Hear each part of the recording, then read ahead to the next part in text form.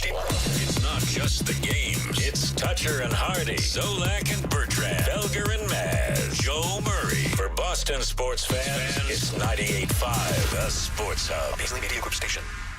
Sports Hub headlines, presented by Celsius Energy Drinks. Red Sox avoided a 3-game sweep yesterday by beating the Angels 11-9 at Fenway Park. The Sox spent most of the day chasing L.A. and finally won it on a pop-fly 2-run homer by Ceddanne Rafaela that landed just inside the right field foul pole in the bottom of the ninth inning.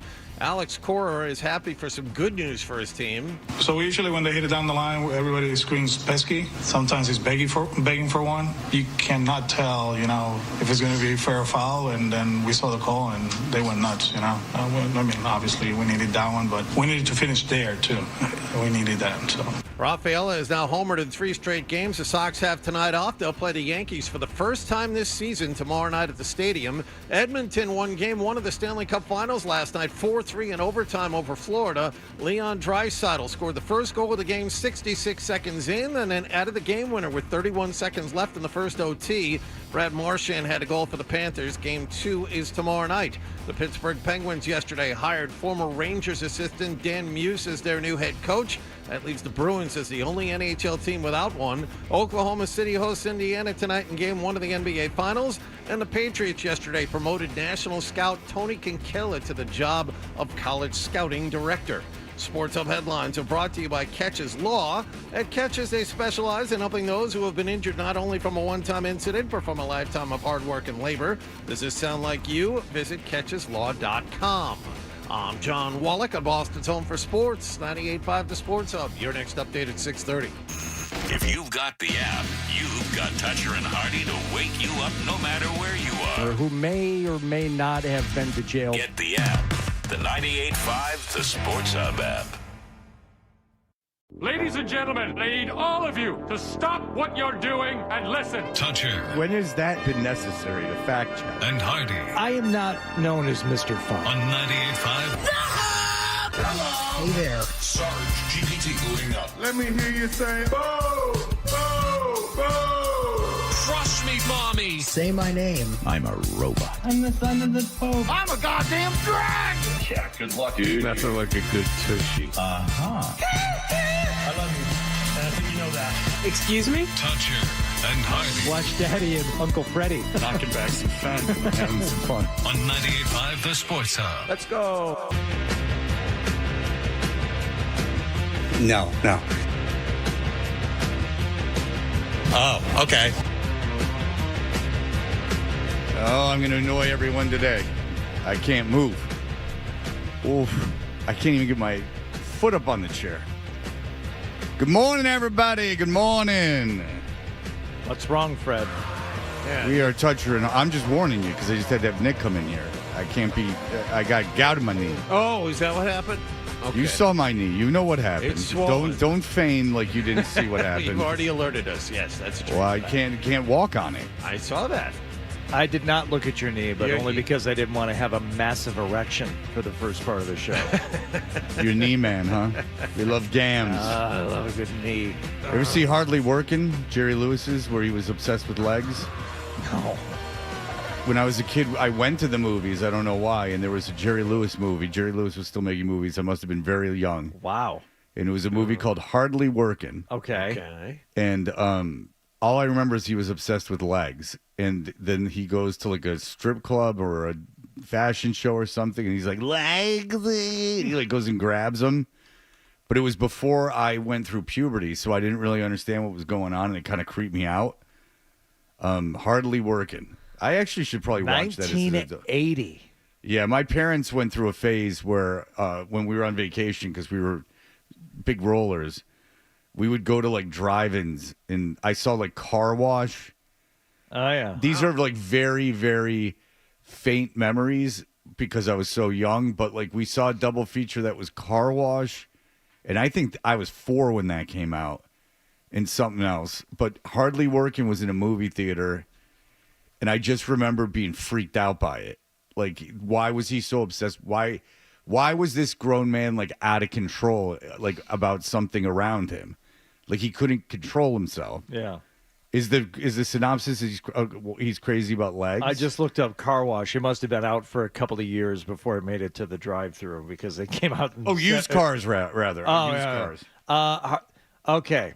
Bo Hooper, a clown, finds himself unemployed when the circus where he works suddenly closes. He winds up living with his sister against the wishes of her husband. He goes from job to job and finally finds some stability as a postal worker until he finds out his boss is his girlfriend's father.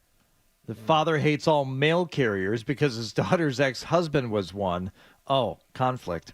So he tries to wreck Bo's life, but Bo overcomes the odds and succeeds not only at work, but impressing the father. So there's nothing about legs. There's nothing in the synopsis about legs. All right. Roger Ebert gave it 0 stars and called it one of the worst movies ever to achieve commercial release in this country. No wonder it was on the shelf for 2 years before it saw the light of day. He and Siskel included the film in their worst movies of 1981, referring to it as one of the worst, most incompetent, most chaotically constructed comedies I've ever seen. Wow. Yeah, it's not good. No. Why? There must be something where because he goes legs, like legs, and he like grabs them and gets like kicked out of the strip club. I remember, disco. Okay, disco. Maybe he's at a disco. I'm bringing it up. This is all to get over some childhood trauma here. Who else is in this movie? It's Jerry Lewis. It's nobody I've heard of. Nobody I've heard of. Wow. There's no one in this. No, it was bad. Yikes. There is a behind the scenes of Hardly Working where I think you can see him get probably pretty pissed off and take it way too seriously. I must watch enough like SNL reels or Martin Short and Steve Martin reels to where one popped up in my algorithm the other day of Martin Short and Jerry Lewis on stage. It looked like during one of the muscular dystrophy telethons. I think isn't that what Jerry Lewis used to do? Yes. Okay. So, and the thing is like, comedy gold, like two legends going at it here or something. And it was a long reel, especially by Instagram standards. It may have come up in my YouTube algorithm. So I settle in. I'm like, all right, it's Martin Short, and let's just see what, how he and Jerry Lewis work off each other. And it's 6 or 7 minutes, and they do a song, and I'm waiting for the funny part. I'm waiting. It never happens. And I mean, I used to watch that telethon because it was on. Yeah. And, if you got that was the thing. You only had 3 channels back then. Well, yeah, and then you had the 5 on UHF. That's right. Yeah. The 2 channels there. So 2. you had 5 channels. Yeah. Yeah. Jerry Lewis muscular dystrophy telethon. Oh, it was a big deal. And if that was huge on, deal. But this looked like it was past the point of where I would have been watching it. I'm like, oh my God, they just had so much time to fill. So they're like, Jerry, you and Marty Short get out there and riff for about 8-10 minutes. You guys go make some magic. No. It wasn't funny? No. No, I'm serious. Martin Short and Steve Martin weren't funny? That was the Jerry thing. Lewis. I'm sorry, because I found this. It's called tvtropes.org. Yeah. And this is Hardly Working. This film contains examples of Asian buck teeth. The chef has these. See, he goes and tries different Well, it's on the jobs. movie poster. Yeah. He's like, like with Asian buck teeth. Bait and switch. You'd expect Bobby to be fired from the antique store for mass breakage of vases and some such.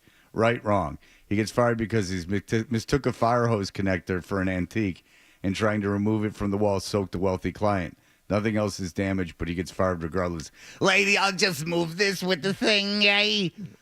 Distracted by... This is where we get into what I remember. Distracted by sexy. Bo is a clumsy person at the best of times, so you can only imagine how badly things go when he ends up working as a bartender at a strip joint. It ends up being his shortest lasting job after he falls foul of the cardinal rule not to touch the girls. So he must be bartending while the girls are dancing around on the bar. Yes. And he goes like, legs, with the legs.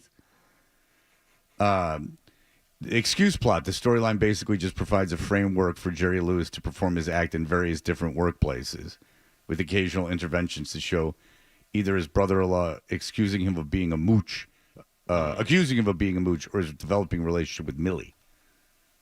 So there you go. All right. Now, do you... This is funny. Painting the fourth wall, no outright breaks, but Lewis glances aside to the audience on quite a few occasions. That's the thing that they lampoon on SCTV when he does the Buddy Hitman character. And, he just will look at it, he'll look at the camera. Oh, that's the best. Back in those old movies when those horrible comics would just go I'm hardly working. And then glance at the camera. Oh, that's funny. Yeah, he's the worst. Jerry Lewis is the worst. The worst. He made that terrible movie about the clown during the Holocaust. That's what I was going to ask you. So that is, legend. And there are a couple of people who claim to have seen the unfinished, version of it. And I don't know whether to believe him because it's no one that necessarily has any credibility. I can stop you here. In my life. It's real. I've seen the making of it, and including finished scenes, and it's even probably better than the movie. It's on YouTube, and Jerry Lewis is talking, in his real voice, this is very important that we make. Right. But what they had was the finished copy, and they had the script. So what would happen in Hollywood? We've had people in who've done this. I think, Patton Oswalt's done it. From Mr. Show, David Cross has done it. They would get the script, and then they'd have people over, and people would act out the script. The guy from The Simpsons that was on Saturday Night Live in Spinal Tap, Harry Shearer, has been one of those guys that's acted out the script. Harry Shearer, I think, is the guy that had the movie. But the movie, it's called The Day the Laughter Died. The Day the Clown Cried. Oh, the Day the Clown Cried, sorry. Yeah. And Jerry Lewis used all his own money. This was going to be his Oscar project.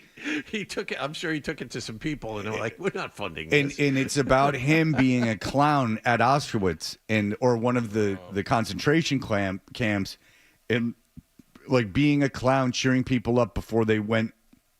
And we're divided into lines, one the labor camp and one the gas chamber. And it's I've never seen the movie, but there's scenes in this. It's a French guy, because the French loved him, on set talking to him, and they have various scenes from the movie, and then Jerry chewing gum, and Hollywood would. I can't do Jerry Lewis. Yeah. Hollywood is. I could fit the Hollywood between my two fingers. I don't know if he's chewing gum all the time or he's got a hard candy. Yeah.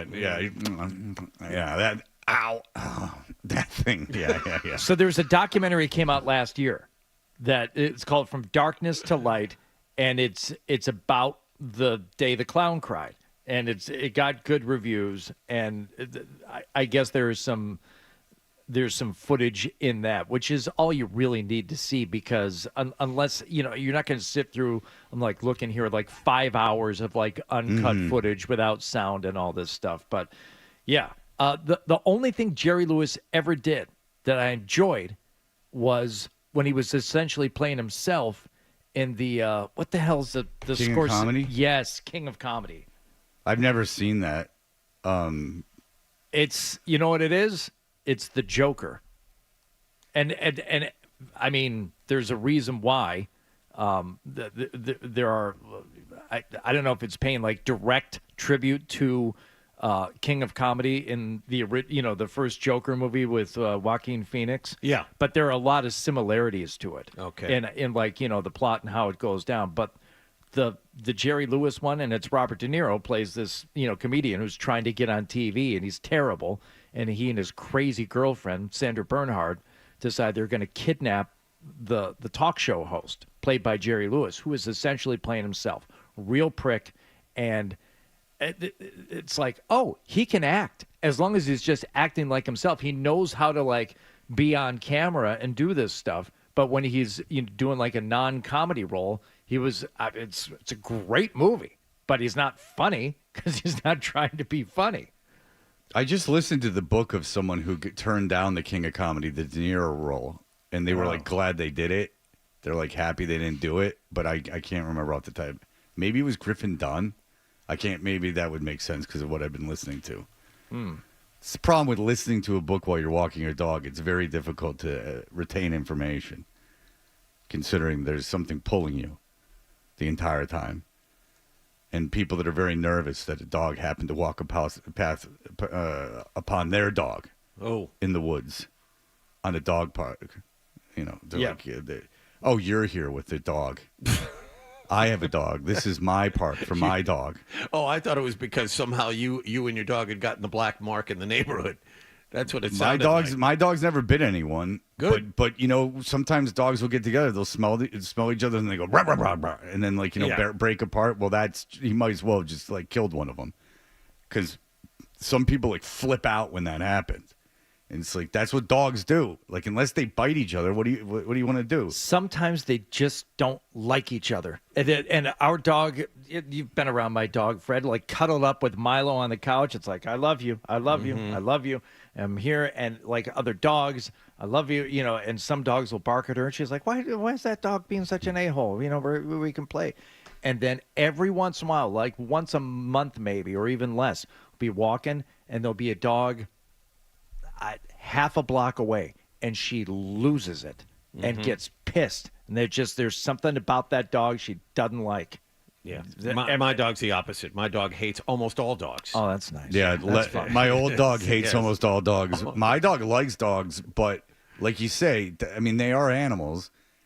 This is something you have to like let people know, and you know they'll smell each other, and then they go brah, brah, brah, brah, and then they break apart. You've seen that a million times. Like, they're smelling each other, then one makes a move. It can go one of two ways. Like, one makes a move, the other makes a move, and then they start playing. Or one makes a move, another one makes a move, and they go, and then they break apart. Like, the only time to really become concerned is when one takes its mouth, and because they open their mouth to do that. Yeah. But they also open their mouths to play. The time you should be concerned if one takes their mouth and then grips the dog. Yes. Then that is a problem. Yes. Or takes a swipe at the dog. Then that's a problem. But you can't get, these are animals working on instinct. Their instinct is not to fight, in my opinion. And, you know, sometimes play and sometimes whatever. That's the way it goes. Very, very cautious people wanting to control their dog's behavior to such a degree. I feel bad for the dogs, so bad for the dogs. Like, just to hear your name 1,000 times a minute. Like, oh, Sheffy. Oh, Sheffy, Sheffy, Sheffy, Sheffy, Sheffy, Sheffy. Like, imagine you're the dog. And you're just all the time this person saying your name over and over. Enough. Over and over again. You're just trying to smell the ground. You're like, oh my God, let me smell the ground, lady. Like, just why are you doing this? Like, stop. Yeah. I want to smell the ground. I want to. Everything's fine. Let me smell the ground. I don't need. If I need you, I'll run to you. My dog needs me. He comes booking. My dog's a wimp. If he needs me, he comes running to me and starts jumping up and down. Let's get out of here. Let's get out of here. I want to go. Sometimes he'll be like 100 yards away, and I'll hear, rah, rah, rah, rah, and then he'll just come charging towards me. He'll start jumping up and down. Hey, time to go. Time to go. Let's get down. Let's go. Let's burn rubber. Come on. Time. And that's when I like him the most. And he's like, and then when we get in the car, that's when he gets like super affectionate. He's like, all right, guy, yeah, you got my back. And then by the time we get home, he's forgotten all about it.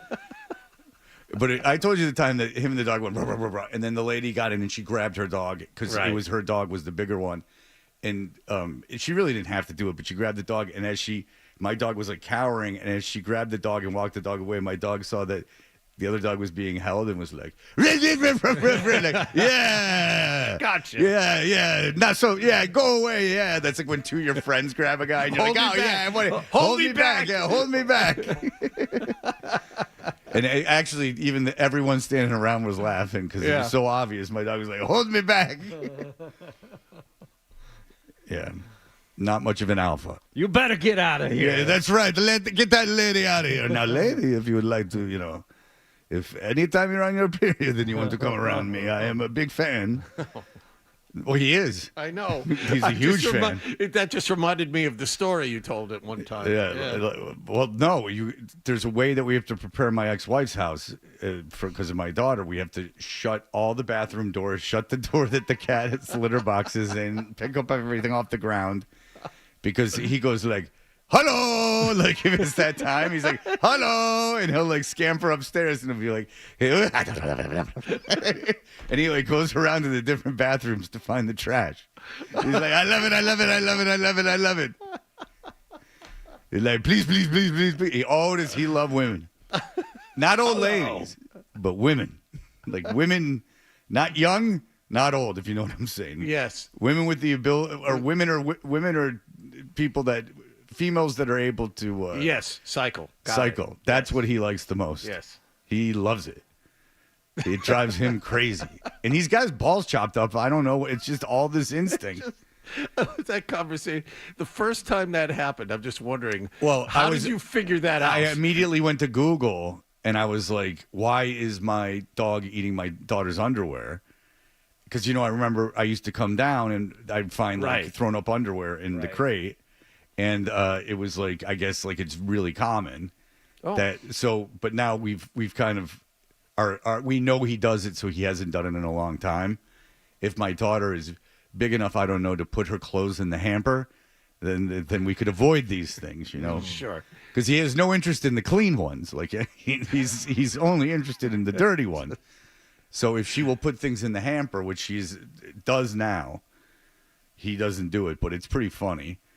She's like, Dad, shut the door upstairs. Shut the door to the upstairs bathroom. Deuce is up there. And he's like, give me. I love it. He's the worst. Like a woman will come over and sit down on my couch, and he's like, "Let's see." She's like, "What's wrong with your dog? Your dog is really into my stomach." You have to inform her what the problem is. Your dog was really interested in being on my lap. Has that happened? You brought a date back, and your dog has been, and she's like, "What is wrong with your dog?" And you have to explain it to her. It's happened 50, 60 times that I've had to do that. Yes, John, it's happened quite often. All right. I mean, these are all not like the first time, but like it's. Let's put it this way: if a girl's been over to my house more than twice, she knows what to expect. Okay. I got to put the dog on a leash because if not, and they'll be, "Oh, let him off the leash." I go, all right, fine. And he's like, is it also like a warning sign? You have a girl over one night. If the dog's too interested, you're like, "Oh, not you can happening. go home." Yeah, not happening tonight. It doesn't necessarily have to be active. It just the pheromones have to be, or whatever they're called. I guess we can watch a long movie. I know. Well, Netflix ready. Well, got to get up for work early tomorrow. All right, so we'll be back in just a moment. You're listening to Toucher and Hook.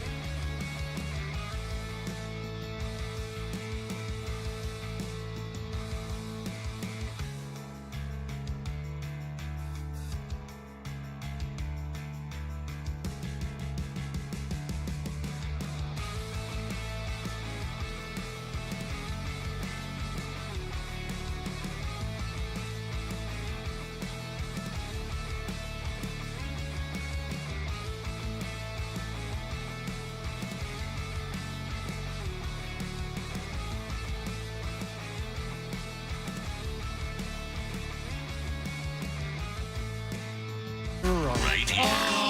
Is that Dutcher or is that Hardy? Kinda looks like a poodle. It's an effing poodle, dumbass. The Sports Hub. Did you catch the game last night?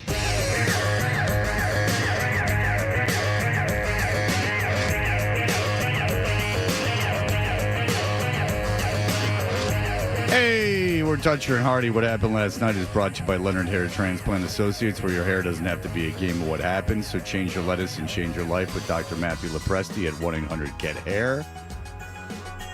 All right, gentlemen, what is going on? Well, we'll start with not what happened last night, but what happened yesterday afternoon as the Red Sox and Angels wrapped up their series, and a lot of offense in this one. The first inning, a lot going on. 2-0 swinging a high fly ball left field, back toward the wall and gone.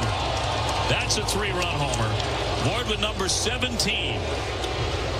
And a brutal start to A this winger. Ward with a winger.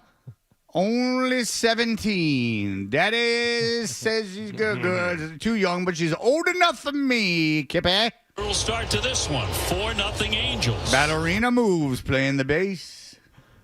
4-0 Angels in the top of the first. I imagine some people just, as they were getting in their seats, probably just said, you know what, let's go.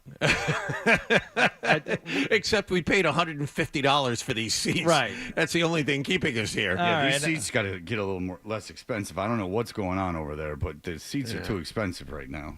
Let's go. They're bad. These should be going down by now. Well, it would have been foolish for you to leave. I mean, even before the end of the first inning, because then the Red Sox get up to the plate. Woo! Soriano deals. That one slapped down the left field line.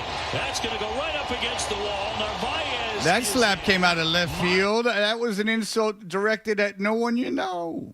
Meyer is in. Hamilton breaks out of that in style.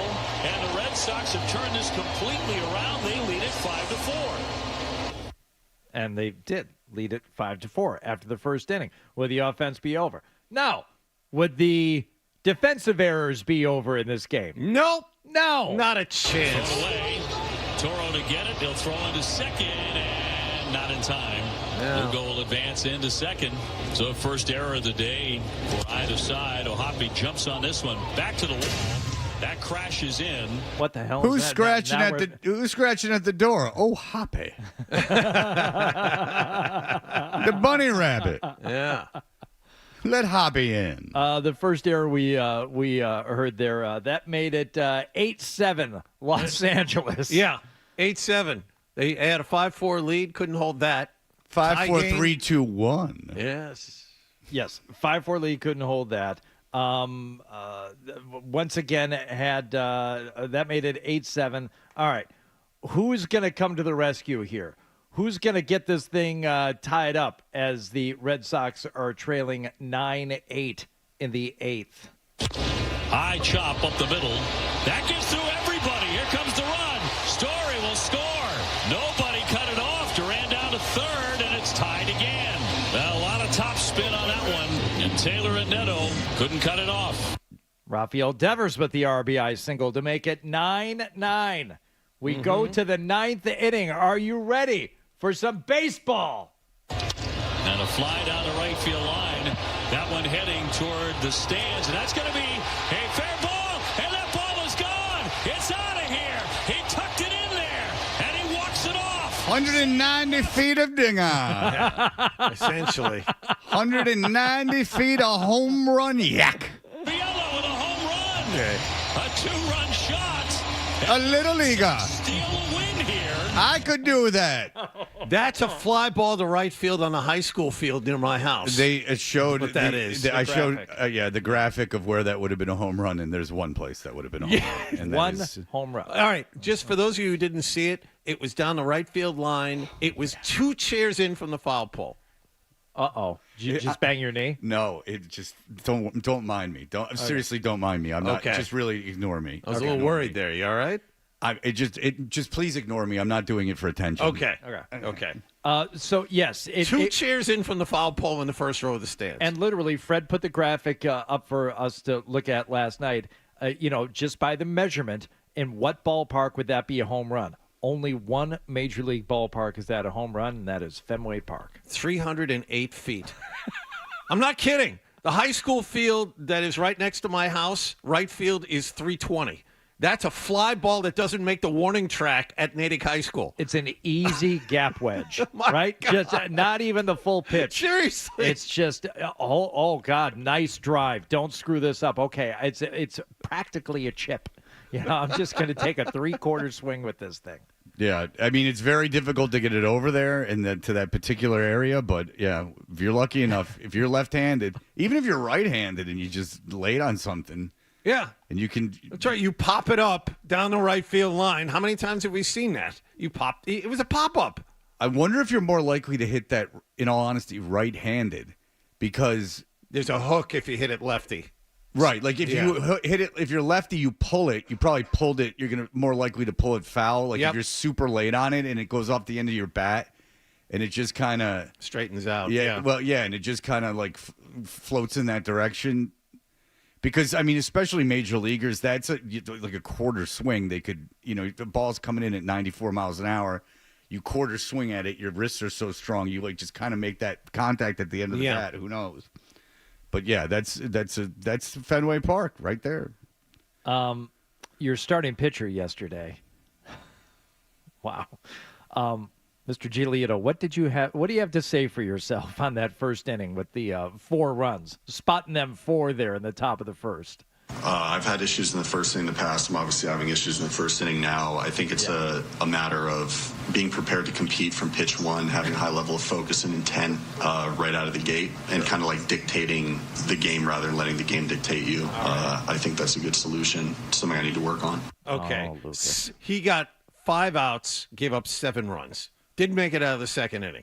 That's not good. That's not going deep. On a normal team, that would probably keep him from pitching again 5 days from now. No, they can't afford to do that. It's just they did so many things wrong yesterday, and they won the game. Good for them. Well, good for them. You know what? I actually think that's, as regular season wins go, a kind of an important one, because you had to stop the bleeding. And you got the Yankees for 3 this weekend. Yeah, so. you had to kind of you need to pick up a couple wins this week or else it's going to be a real pain in the ass. Look, you're not winning that division. We say it every day, but let's get going a little bit here and try to right the ship. But I mean, I saw some of this game yesterday. You had the throwing. You had yet another fielding mistake.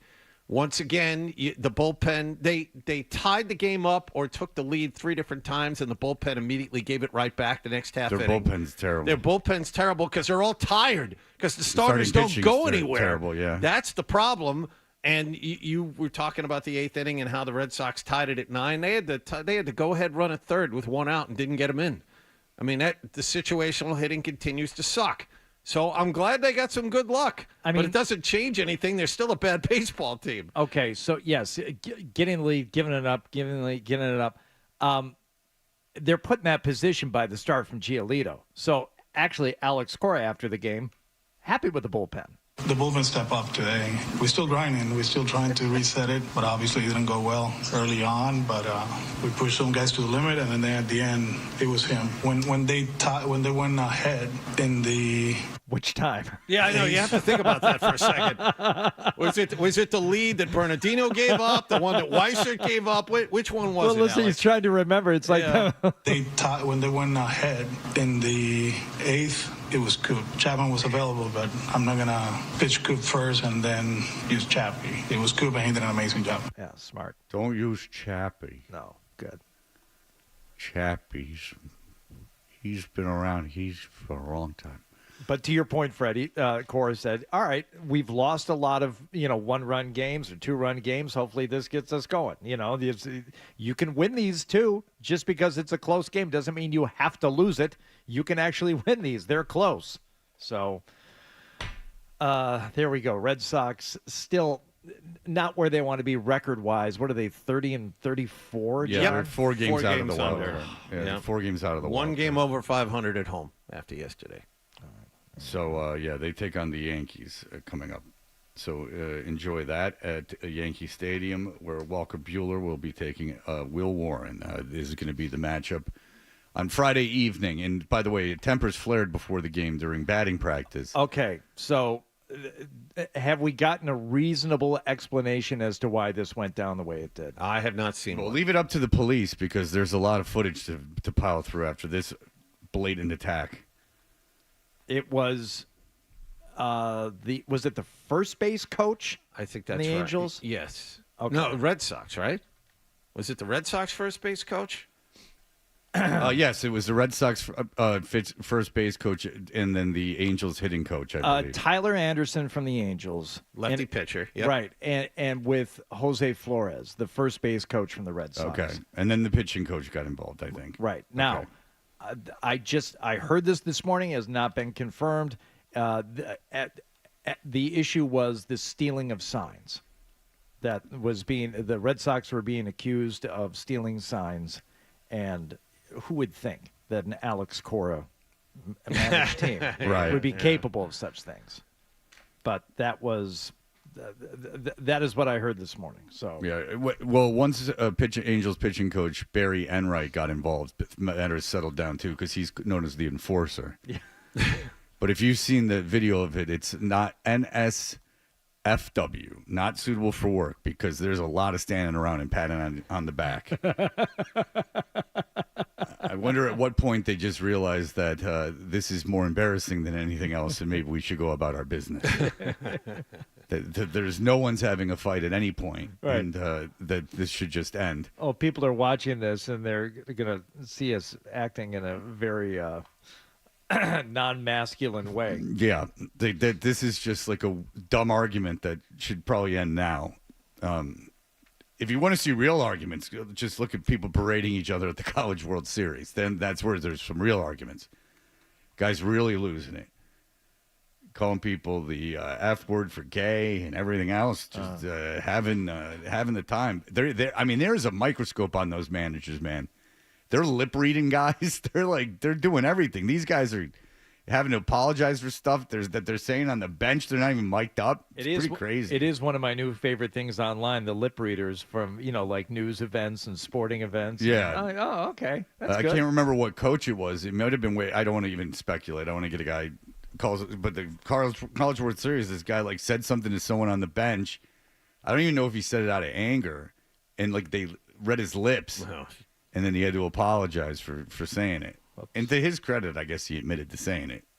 But what are you going to do? Just say it's AI. All right. We'll be back in a moment. Here are the headlines. Essential Sports Hub headline presented by Celsius Energy Drinks. Don Rafaela's pop fly two-run homer down the right field line in the bottom of the ninth inning gave the Red Sox an 11-9 win over the Angels yesterday at Fenway Park. They have tonight off. They open up a 3-game weekend series at the stadium against the Yankees tomorrow night. Leon Draisaitl a goal in overtime. Edmonton took game one of the Stanley Cup Finals over Florida 4-3. Bruins are now the only team without a head coach. Pittsburgh hired former New York Rangers assistant Dan Muse yesterday. And game one of the NBA Finals is tonight in Oklahoma City as the Thunder host Indiana. Sports Hub headlines are brought to you by Valvoline Instant Oil Change. Enjoy quick and convenient vehicle maintenance this month. Visit NewEnglandOilChange.com for 15% off your drive-through oil change at Valvoline Instant Oil Change, the official oil change of busy people. I'm John Wallach on Boston's Home for Sports, 98.5 The Sports Hub. Your next update at 7 o'clock. You're listening to Toucher and Hardy on the Sports Hub.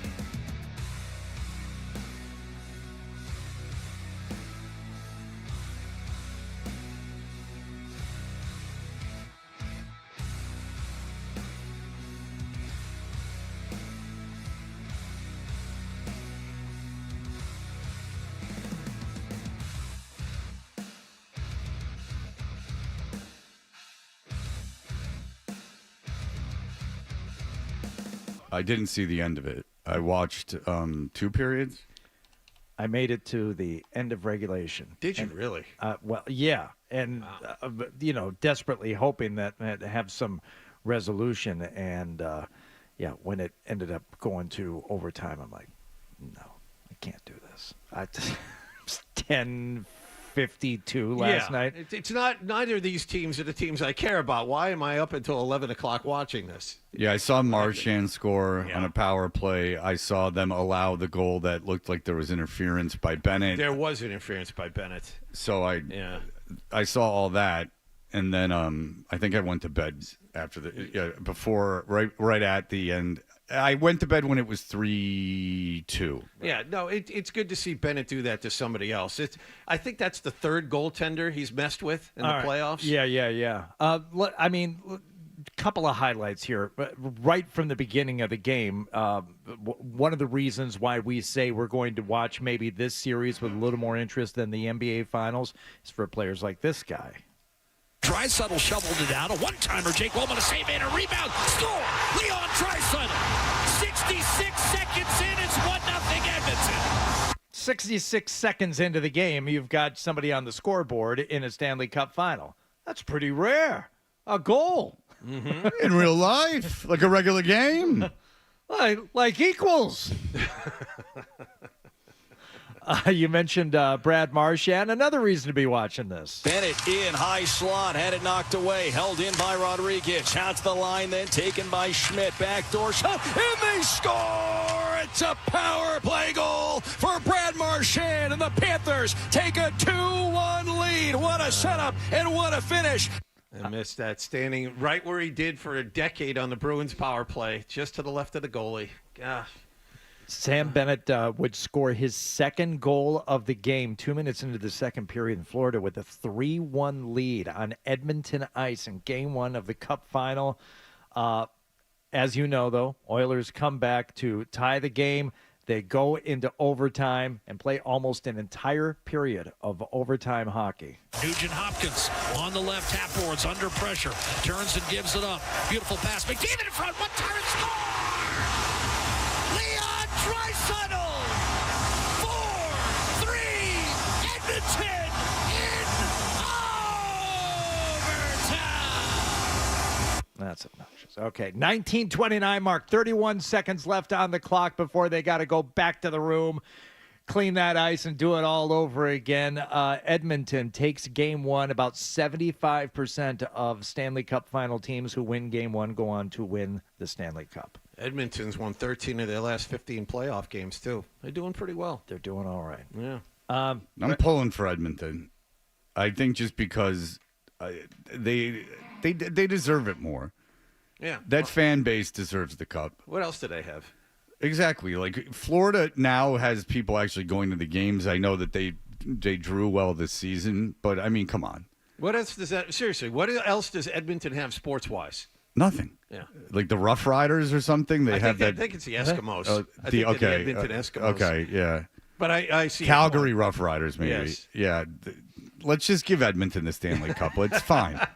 They have the best player. Canada's waited so long. Yeah, they have the best player on the planet. Yeah. Like they have so much less of a population there, but literally probably everyone in Edmonton was watching that. Give it to them. Yeah. If you want to root for one guy, it's probably not Sam Bennett, Mr. No Pull-Up guy.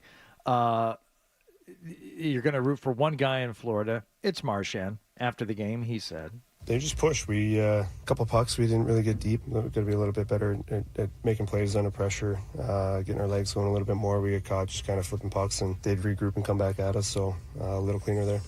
All right. Well, clean things up a little bit, and they'll play their second game in Edmonton tomorrow night. Yes. Yeah, Sarah Civian, who is down there in Edmonton, and I'm more interested in what's going down in Edmonton more than anything else in the game. I'm just fascinated with how you get to Edmonton. Like, what's it like there? When Ryan Johnson talks about it, it's like in the winter you just land and it's just this flat landscape of snow. So depressing, yeah. Like, I'm not sure if there are buildings. Like, there's a hockey rink and it's just surrounded by emptiness. Like Ice Road Truckers stuff. I couldn't imagine. And Yeah, it seems like it'd be a nice thing for them, but also if you care at all, I guess, about the NHL and you want some players to get beyond just NHL fan stardom, yeah, Edmonton needs to win this thing. And they've got obviously a couple of players there that should break through. I don't know if they're going to become part of the overall sports conversation, part of the zeitgeist, but yeah, it'd be better for hockey, I think, if Edmonton won this. You want to talk about being an outpost. Anyone want to guess how far north Edmonton is from the U.S. border? In miles? Yes, miles. I have no idea. 200. Fred, you want to take a shot at this? 400. 1,300 miles. Come on. North. I have no idea. Of the U.S. border. That's Edmonton. What? That's how far off in the middle of nowhere that city is. Yeah, it's downtown. It looks like downtown, like Dayton or something, and then there's nothing around it for miles and miles and miles there, and miles ladies and miles. and gentlemen. Edmonton is way up there. They have like let's see, like probably a dozen high-rise buildings, but around it is just like trees and emptiness.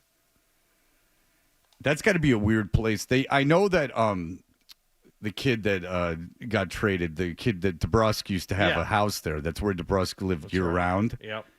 Remember, he bought that house and got it like stolen from him or whatever. But I know people live there in the off season, like when it's warm. But can you imagine making $11 million a year and having your home be in Edmonton? Where it's dark 24 hours a day for about 2 months? I'm more thinking about like the value of property, like what you could do for your house. You could make it like a little kid's dream. You could have like fireman poles and Slurpee machines on every floor. You could make it like 20,000 square feet. Who cares? Like the world's your oyster. Buy a whole like 5 miles of property. Yeah. That's fascinating to me. I'll never be in Edmonton in my entire life. No reason you would. No. All right. Real quick, Max, go ahead, Max. Hey, so that goal that was caused by Bennett's collision, it was disputed, and the reputation was overruled. So, and when they looked at the replay, they realized that there was a penalty, that Bennett got tripped by an Edmonton defenseman into the goaltender. So not only did they allow the goal, they called a penalty as well, which led to Marchand's power play goal. No, the penalty was delay of game for to play. The penalty was delay of game for challenging the goal. That was the penalty. Right. Well, no. Right. But what you said is wrong. The penalty was because of delay of game, because they called they challenged the play and it wasn't overturned, so they got a delay a game. You want to know who's really wrong? Me.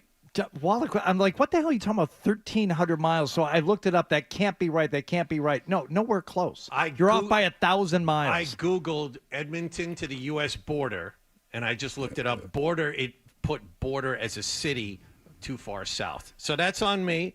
But I am correct that the penalty after the overturned goal was because it was a delay of game for calling for challenging and not getting it right. Right? That's what I believe I'm right in that. I'll trust you on that. Yeah, I don't know. Okay, I can double check if everyone's interested, but I'm almost I'm positive I'm that's more what interested happened. in piling on Wallach. 355 miles is what I come up with. I got that wrong. That's bad. That's good. It was a quick Google search, and Google led me astray. All right. Very good. Okay, we will be back in just a moment. You're listening to Toucher and Hardy on the Sports Hub.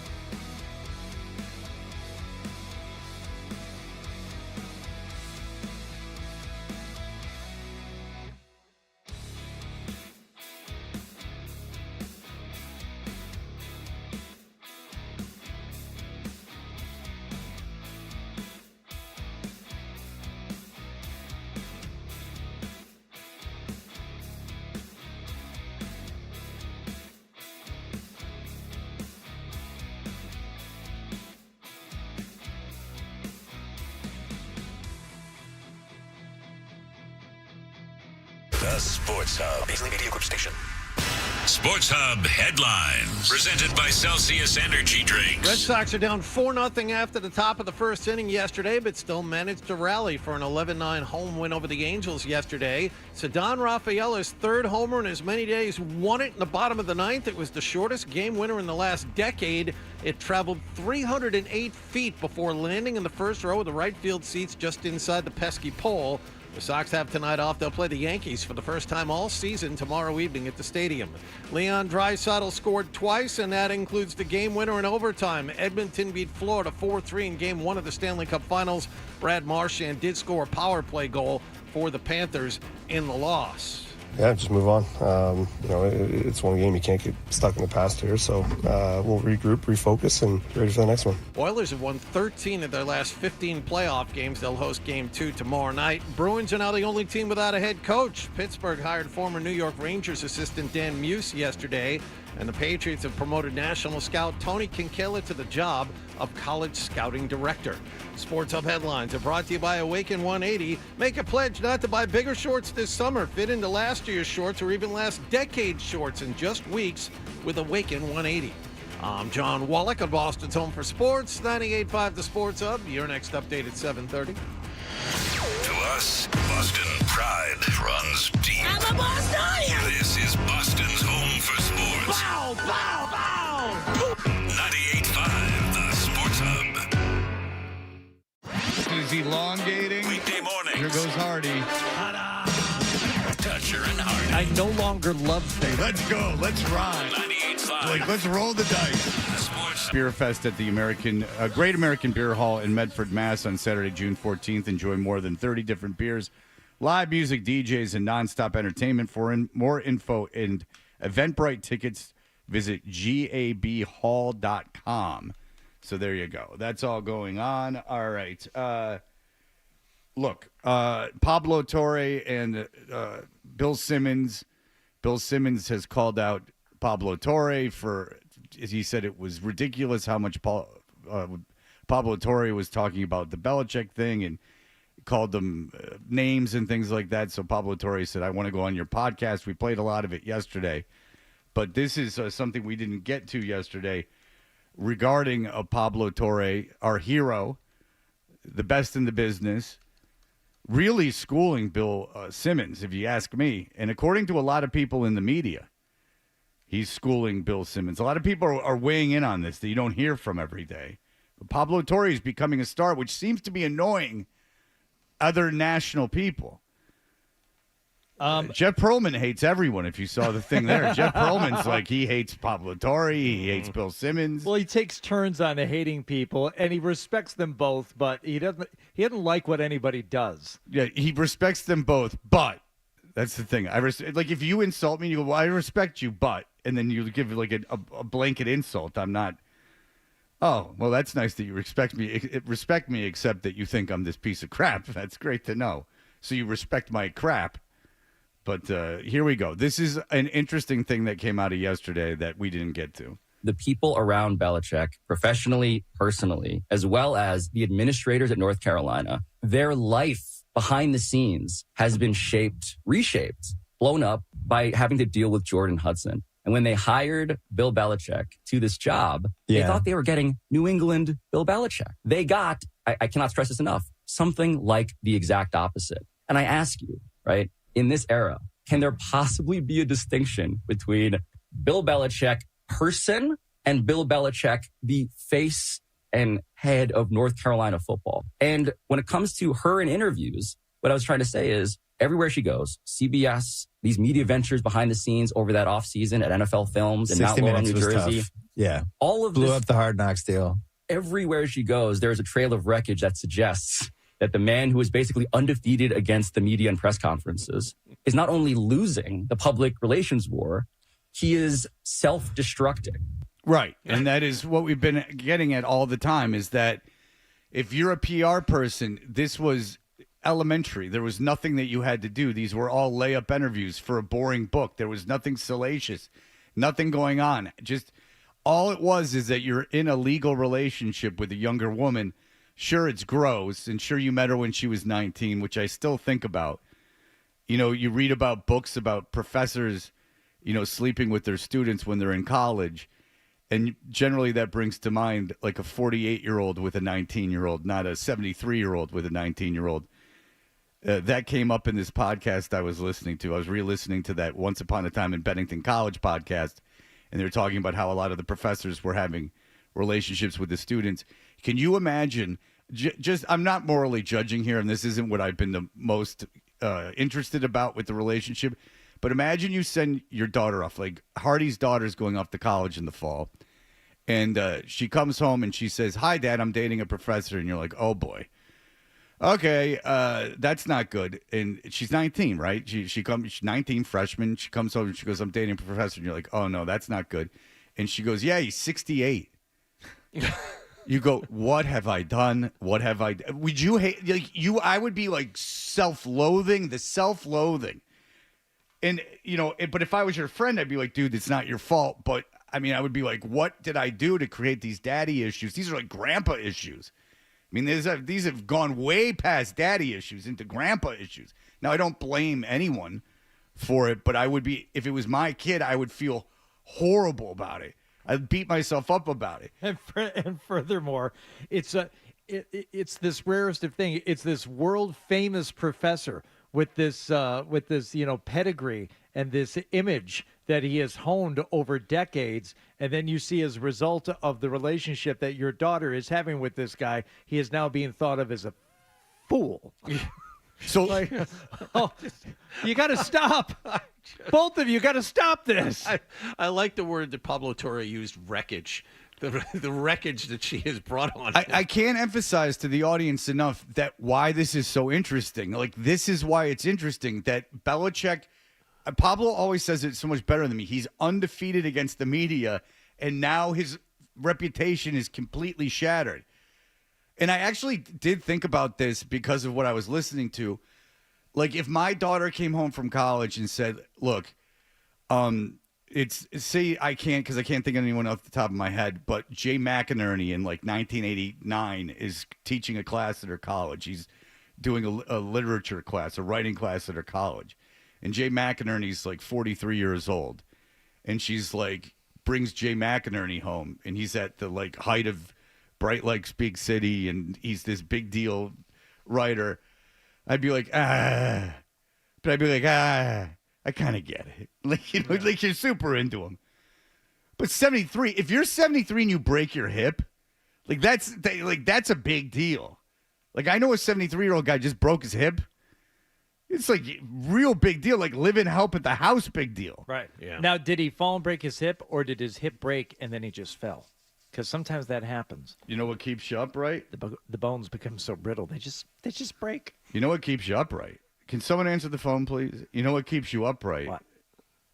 Dating a 19-year-old. That's right. So the other thing, and you'll hear this periodically in the stuff we're listening to here this morning, is this all started and stemmed from Bill Simmons backing the Patriots, being the uber Patriots fan, and slowly coming around to Pablo's point of view on virtually all of this stuff. And while his major gripe, Simmons says, is about Pablo Torre, devoting so much time and energy as a capital J journalist to a frivolous story, he really is just trying to defend the wall, which is annoying to begin with. But B, you'll hear him like slowly come to realize it's indefensible. There's not much you can say here other than it's none of my business and I'm not interested, which is, okay, yeah, of course it's none of our business, but how can you not be interested? How can you not be compelled by this story? And that's the thing. It's false. Like, there's no way he doesn't understand, as a guy who's had the success he's had in media, that this is far more. To dismiss it as, it's their own lives, it's not interesting, is horse crap. It's not about an older guy dating a younger woman. It's about an older guy dating a younger woman, giving her complete control of his life. And what do you mean, Fred, completely control? Complete control of his life. Buying properties, control of his funds, control of his what media deals he takes, how he handles media, control of the emails that come into the school, getting CC'd on all of them. This would be a big deal if this woman was in her 40s, 50s. It's a lot funnier because he met her when she was 19 and adds a creepy element to it.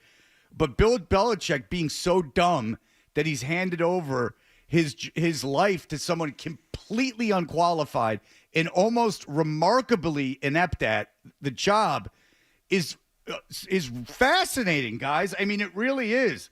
And Bill Simmons acting like it's not is BS. I mean, The Ringer, I like The Ringer. The Ringer's all about, pop culture and look at this and let's analyze this. And it's funny to analyze these things. They talk about Saved by the Bell on it. They talk about movies. During the podcast about Heaven Can Wait, they were talking about this. And it's what everyone does. It's effing around, making jokes. Here we go. But it goes back to the last couple years of the Pats when it felt like the wheels were starting to come off a little bit. And they bring in Jared Mayo, Kraft. Huh? Yeah, I know. Big super fan over here talking about Jared Mayo. That's the thing, is that he's been out of Boston too long. He's carrying the flag for Boston. And I get it because he moved a long time ago. And his heart is still here. But he's an out-of-town fan rooting for the team. And he doesn't understand that the opinion of things have changed in town. I hate to say it, but who has despised the Pats for a lot of years, am more plugged into how the fans feel than Bill Simmons. Jared Mayo. Very sad. I haven't even done that, and I'm an idiot. We mispronounce names daily around here. Well, but since the head coach of the team that you're, all in for, Pats Nation for life. Listen, I do it every day, but I hear Mad Dog do it more than me, and Mad Dog's the greatest, so I don't care. Mad Dog makes me feel so much better about myself. Because if Mad Dog mispronounces names, it's okay if I do. He's better than me. And they bring in Jared Mayo. Kraft anoints Mayo as the successor and is still on Belichick's staff. And it seems like it's going to be 1 year, 2 years, 3 years, whatever it is. And Belichick stops talking to Mayo, basically, by all reports. And it's just super weird. And at the same time, apparently, he's with this Jordan Hudson. But listen, these are the things that are all happening outside of public view. Yes. When Kraft says, but I think it was weird with them. And look, I mean, Wickersham wrote about this in 2017. I got mad on my podcast about that because we're protective about the Pats, right? And I get that. And Wickersham's reporting was dead on. I've had him on many times to talk about it. But the Garoppolo thing, Alex Guerrero, there were all these things, Kraft versus Belichick, all of these things where people were like, there's a problem. And everybody was like, we're fine. We're winning. We're fine. And then it all leads to the dynasty and Belichick writing a book where he doesn't mention Kraft. Seth quotes Bob Kraft saying, Bill Belichick was an idiot savant. I believe that there is a great deal of this man being a genius and also a fool.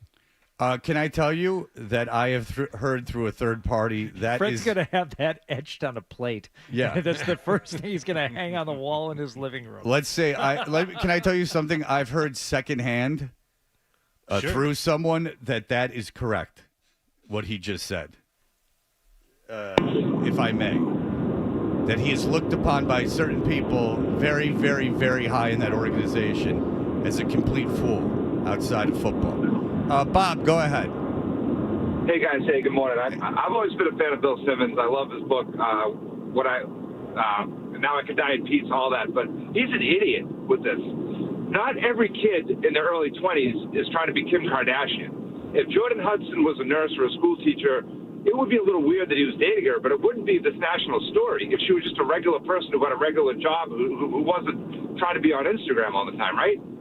Yeah. Oh, sure. Yeah. If he dated a girl and he showed up to something and some media event and he was with her, it would be a story for a day. Wow, Bill's dating a really young girl. And it's that CBS that was funny. The CBS This Morning interview and all that's come out since then is what makes this so interesting. He met her when she was 19. He's given her control of his finances. She's bought millions of dollars worth of property. She's running his empire. All these emails come out from University of North Carolina. She blew up the Hard Knocks deal. She got herself into the Super Bowl commercial. Yes. But I think that her being young and what she's doing go hand in hand. Yeah. Because I don't think an older woman, an older meaning by 30, 35, would have had the idiotic notion that they knew what they were doing. I think almost anyone else would go, you know what? I'm with a rich, successful guy. Maybe someone else steer the ship here. Like I'm not good enough to do this, because it's that combination, Bob, of being dumb but thinking you're smart, which we've discussed many times on the show. Very dangerous. I call it the Kurt Schilling factor. Yeah. Is a very dangerous factor, because I mean, if anyone, you're sitting down, CBS This Morning is coming through, and they show up with the cameras and the lights, and a guy who's done network television for a long time is talking to you. I might sit there to check it out and see, ooh, that's my boy. Yeah, look at that's my man. He's sitting up there getting interviewed. But the idea of interrupting it, or the idea of giving them a list of do's and don'ts beforehand, I mean, the balls you have to have on you to do that is insane. Well, you would think Bill would be able to notice or actually, desire a distinction between, say, the 24-year-old, and again, it would be weird, dating a 24-year-old who's in her third year of law school and getting ready to embark on a career, as opposed to becoming enamored with somebody, coming from his position, somebody who, I don't know. Let's just give him the benefit of the doubt. Has a beautician degree. Let's give Bill the benefit of the doubt and say he's built football programs and he's built from the ground up and he's actually done something. I don't think I'm stretching it to say that he's actually created, things and built something and built himself up to be, regarded as the, greatest professional football coach of all time, to somehow become enamored with somebody of any age whose main accomplishments so far seem to be getting famous for strange things. That's what you gravitate toward. That's what you admire in any person, much less somebody that you're going to give control of your a big part of your livelihood over to. It's all kinds of strange because there are so many pitfalls along the way that a normal person would look at and go, oh, okay, maybe this isn't the best course of action. And he chose to ignore all of them and push forward, and here we are. Well, I mean, if you wanted to get really down into it, listen to her speech. And now you got someone who was in 24, 23 years old and is in pageants. Imagine that. And you're at my age at 50. I'm so at 50. Belichick is older than older as old as me as I am. Jordan Hudson is as young as me. Fred, you're dating a girl right now. You got to go up to Maine this weekend because she's participating in a beauty pageant. Yeah. What are you doing? What do you think I would do? You think I'd be there? No. Do you think there's any way in hell that I would be up there? I'll see you when you're done. No, my son's got a baseball game, honey. I'm not going. And also, we're not dating anymore. Yes. Yeah. Are you crazy? You're Miss Maine. Get out of here. You want to be in the Miss Maine pageant? Miss Maine USA. Oh, yes. Careful. Yeah, right. That lawsuit, that We'll get $1 billion lawsuit. Another stern, poorly worded email. You don't know what we're talking about. The Miss Maine, one of the pageants was very Miss Maine USA. That's the one who sent the cease and desist, or that's the one that wants us to say? They sent us the cease and desist. Yeah. Miss Maine sent us the thing saying, stop saying Miss Maine. Right. Talk so about Miss it Maine all is you the want. one that we got them from everybody, all over the place. Yeah. These idiotic pageants. I mean, oh, boy. You want to talk about something. Now, you want to talk about, it's a real sea of dummies that they don't know anything about PR. You got Jordan in one, just put in a flamethrower to Bill's career. And then you have this website that you got to pay $75 to watch pageants, telling us not to play audio from it, which is insane, because if you're that website, you would be like, please say the name of the website as much as possible. I know. I want all the money in the world.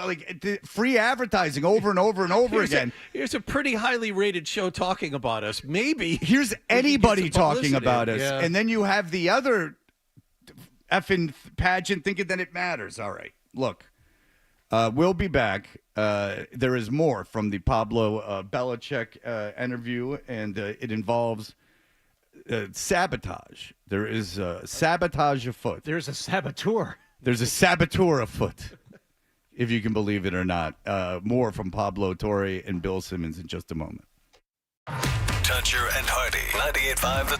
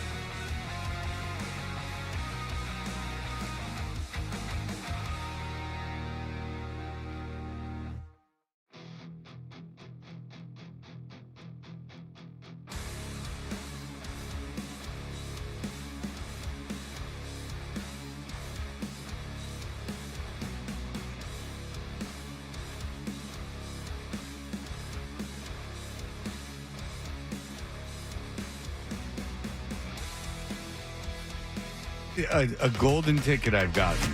There you have it. Toucher and Hardy resumes on the Sports. Simmons had Pablo on almost immediately. Pablo Torre was, in fairness to him, wasn't afraid to sit down and talk to Bill Simmons. It's come down basically to Bill Simmons. If you listen to the podcast and hear anyone's reaction to it, it's basically Bill Simmons really likes Bill Belichick. I don't know if he's friends with him in real life or anything, but it seems like Bill Simmons' whole thing is like, oh, who cares? And the answer to that is, well, everyone cares. I know.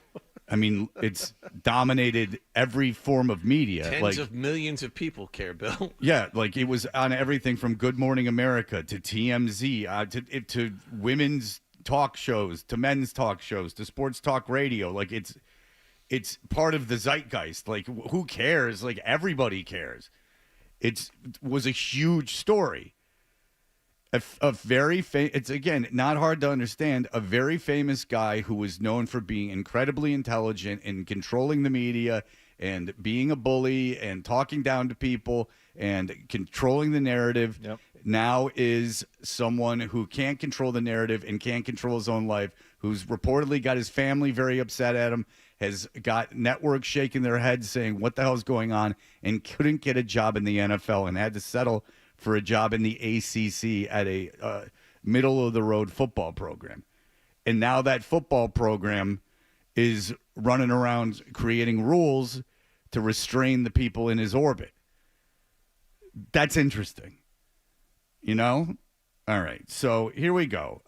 They had more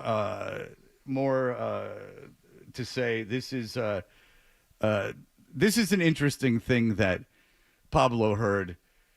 Another reason that you got to get handed to. They explicitly encountered Bill Belichick and Matt Patricia using the media to audition to get back into the NFL. And they were deliberately, de facto, tanking. No one understood why Bill Belichick in the pre-production meeting was one thing. And then on mic, he was so bland as to destroy the very premise of why they were paying him all of that money. Now, isn't that funny? What show went on and on and on about how much he sucked? And how many people around here said, I don't know, Bill's great on TV. Bill's great on TV. Bill's great on TV. What were you guys talking about? Pablo's talking to guys that worked for those media companies that he was on the air for, telling them, what the hell's going on? Off air, he was great. On air, he was deliberately tanking it. And well done, Bill. You and Jordan came up with quite the plan.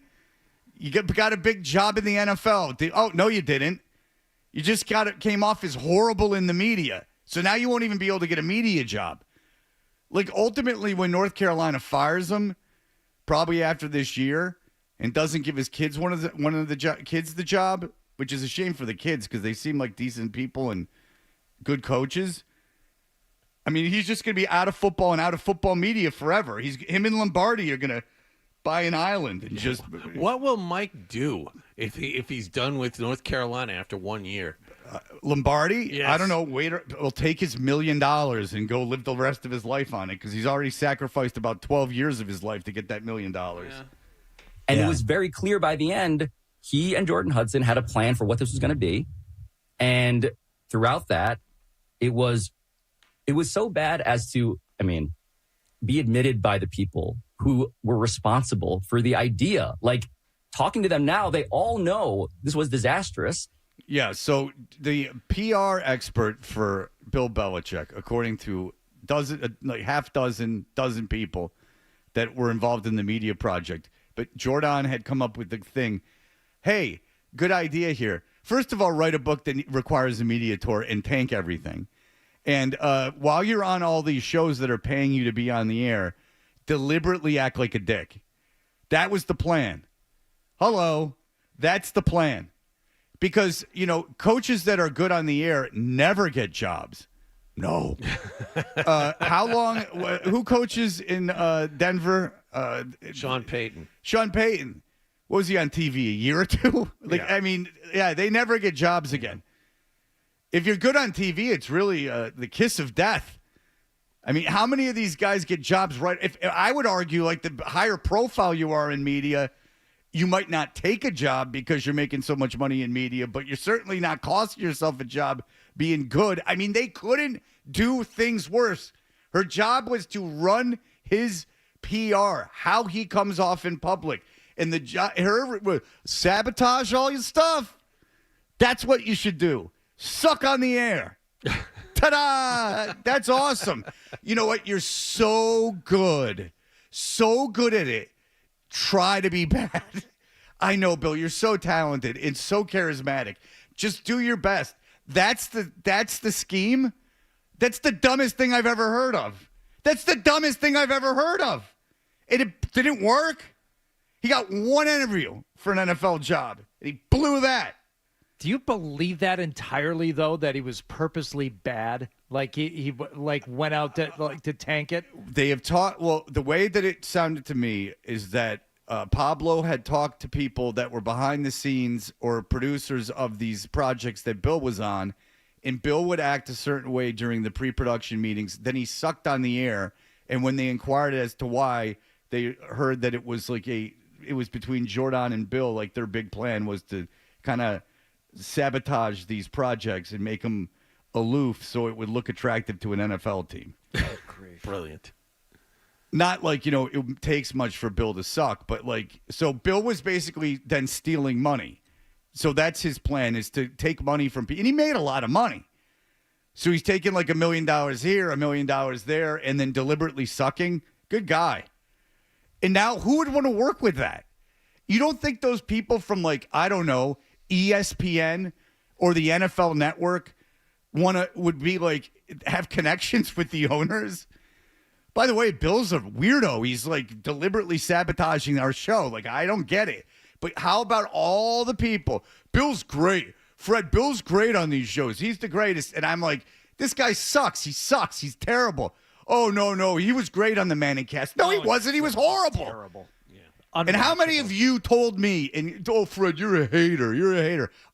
I want apologies from everyone. Well, I'll say this. I never thought that he was necessarily going to be good to begin with. Now, had he tried, I don't know. That's a tough thing. That's a tough thing for anybody because anybody with his knowledge and experience, if you're just sitting him down, you're going to have a casual conversation with him. Yes, he's going to be compelling. He's going to say interesting things, and I'm sure he can be funny and off the cuff and all that stuff in just a dinner conversation. But to be able to do that on the air when you're sitting at a desk, that's a different skill. It's not a skill like heart surgery, but it's something that you have to hone and you have to get really comfortable with. And I didn't feel like he'd automatically be able to do it. But to now hear that he was purposely not being that way because he thought it would somehow get him an NFL job, I don't know which is worse. I don't know what makes him look worse, the fact that he can't be comfortable on the air or that he was purposely being uncomfortable because he thought that would help him. Either sucks, but it doesn't take much. Just put the a-hole part of you in your back pocket. I'll give you Bobby Knight, who is the king a-hole to all media. And you know what? At the end of his life, he was on ESPN for 6 or 7 years analyzing college basketball. It doesn't take much to downshift just a little to make yourself attractive. What did to an Urban national Meyer? network. You're absolutely right. What did Urban Meyer do between the Florida and Ohio State jobs? Yes, he was on TV. That's kind of the plan. Go out, make $1 million doing TV for a couple of off seasons. Get your Q rating up, and then go take the job. I mean, Urban Meyer said he had heart problems, and that's why he left Florida. Right. I mean, I could probably, but it's off the top of my head, and it's not working that great right now. But I could name probably, if we looked into it for a second, 10 coaches in various sports that were good on the TV and ended up getting good head coaching jobs after. This is just another example of this bizarro world of these two idiots, real morons, scheming, completely sabotaging themselves. It's super, it's so interesting. Patrick, go ahead. You do you, Pablo. First of all, when you hear girls like Status, it's like Pavlov's dogs now. I get so excited when you guys. So do I. I love this so much I can't tell you, Patrick. I enjoy it. Every day something new comes out, and I can't wait to talk about it. And what it is, Fred, and you've been saying it longer than anyone, and I'm a Patriots fan. They started winning when I was in high school. And you looked at Bill and you admired him and you thought, oh, wow, if I work hard. And it was like looking at your grandfather, who mine was actually in the Navy. and not stolen valor. And you model after this because you see success from it, and it's just so good seeing it unravel, especially the way that he carried himself. And it's just glorious. And thank you for still, carrying the torch on this with Holy Pablo. Yeah, I thank you, and thank you to Pablo Torre, and that's why I defend my boy, defend the wall as much as I can. Yeah, again, it's just someone who was so arrogant and bullying and held themselves up to a high standard. Like, basically this: if people are calling you a genius and you're acting like you think you're a genius and that you're better than everyone, you better be a genius. That's how I look at people. I don't care if people make mistakes. In fact, I like them more if they do. You make mistakes, you F up, you've had some problems in your personal life. And you come out about it. You can be good at one thing, make mistakes, and change things, but to act like you're infallible and better than everyone else, and then attack people and bully people, and then it comes out you're just an idiot. No, you better be a real genius. If you're going to act like a genius and expect that praise from the people that cover you, I'm telling you, you better be one. Because if you're not, your emperor's wearing no clothes here. Emperor's penis is flopping in the wind. Something about some emperor and some clothes, and that's you. Yeah, there's an emperor and his clothes are around his ankles. I'll tell you that. Feet first, Billy. But just rest assured, you'll still have people defend you, like the super fans who will defend the likes of you and what did Bill Simmons call him? Jared Mayo and right. all the real fans out there will defend you. I don't want to unless they sit down with Pablo Torre for an hour and 20 minutes and start to come around on all this. They bring in Jared Mayo. Yeah. But it goes back to the last couple years of the Pats when it felt like the wheels were starting to come off a little bit. And they bring in Jared Mayo.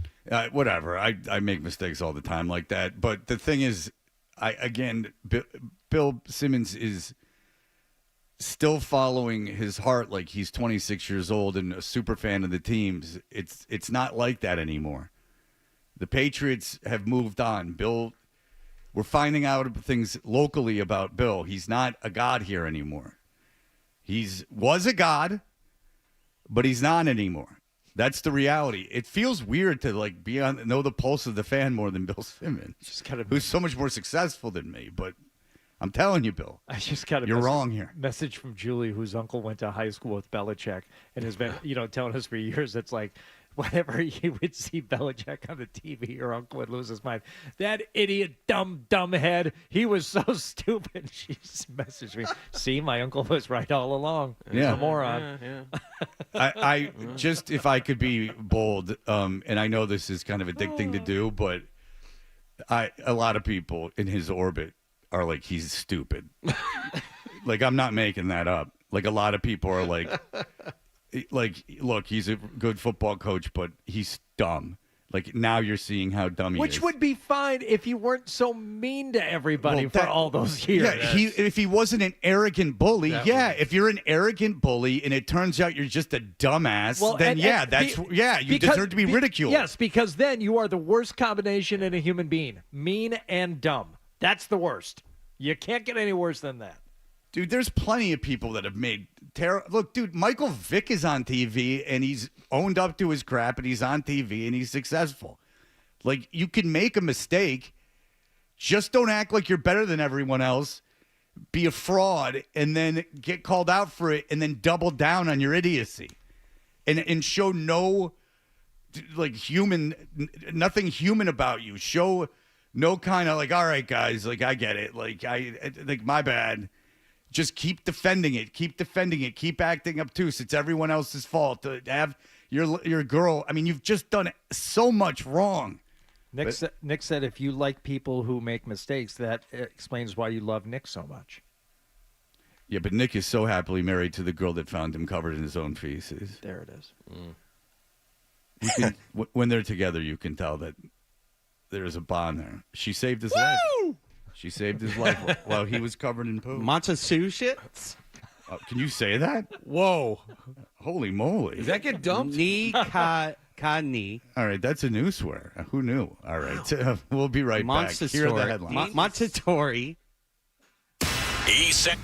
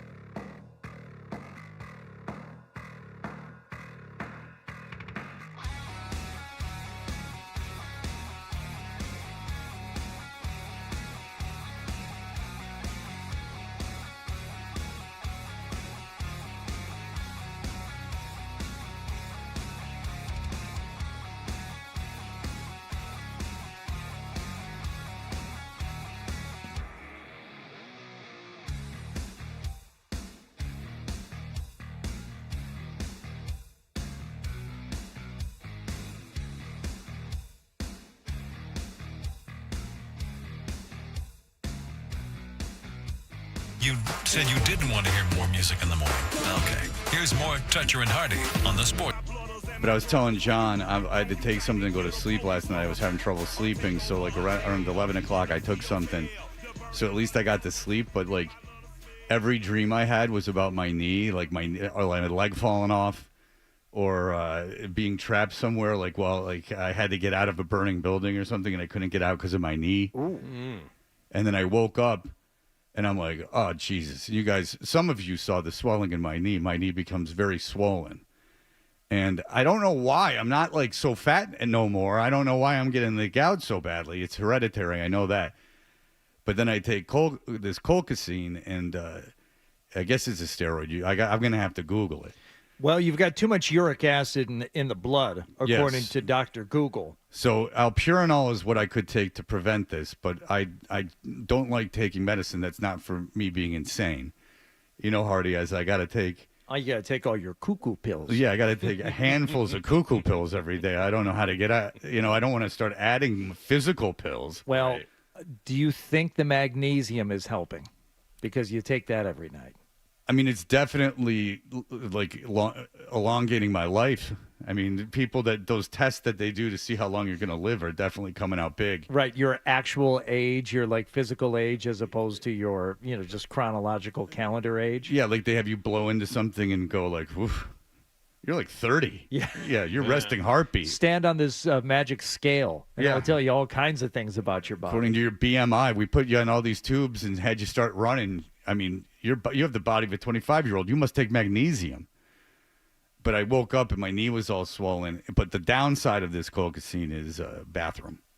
Oh. That's why I was a little late coming in.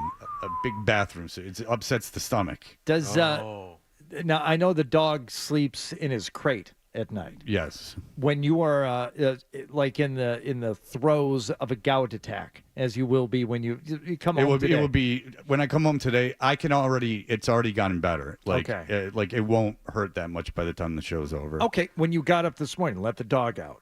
Was the dog bothering the leg, like sniffing around it a lot and licking on it? No, I'm not a receptionist.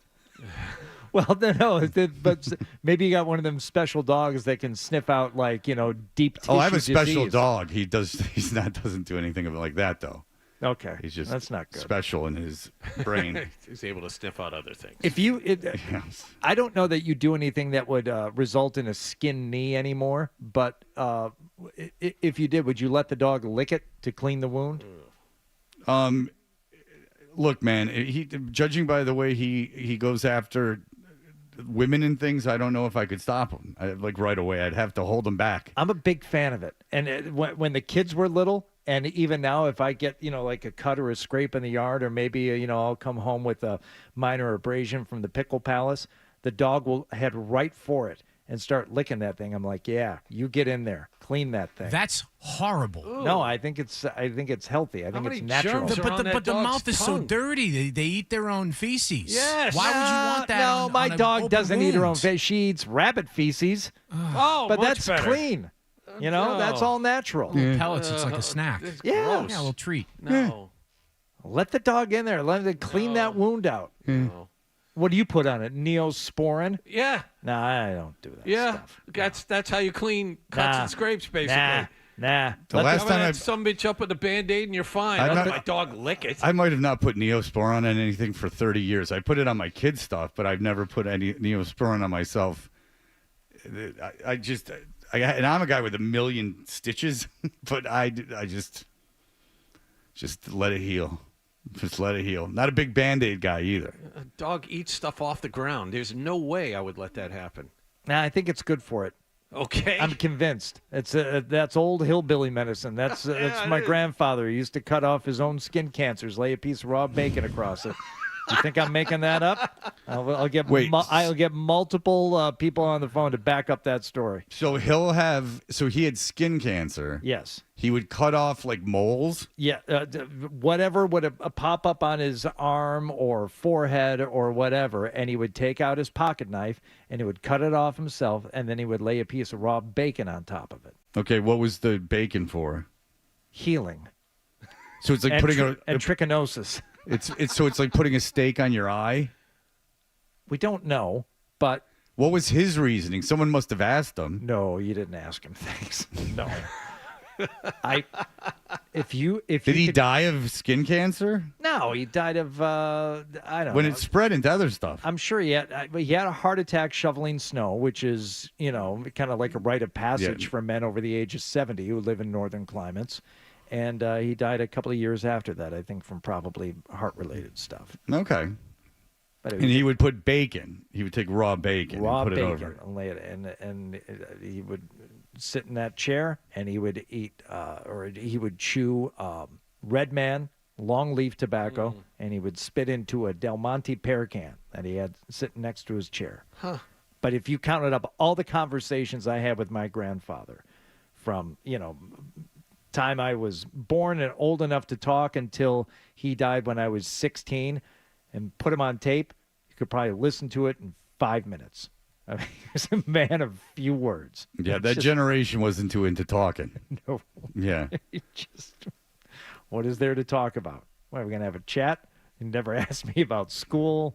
Never asked me about my friend. Like, nothing. Did you ever have to stay at his house for any length of time? That one time my parents were going to leave me there at the house in Clawson, and they were driving away. And at the last possible second, I ran down the block to get back in the car. They were going to leave me there overnight. I was like, no! How old were you when this happened? Probably 6 or 7. I thought you were like 16. No.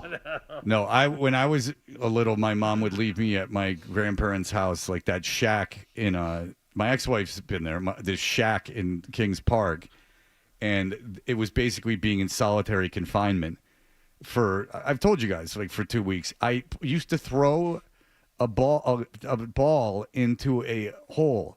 That was what I did. That's all I did. There was nothing to do. They wouldn't talk to me. Like, they wouldn't take me to McDonald's. They were just like, shut up.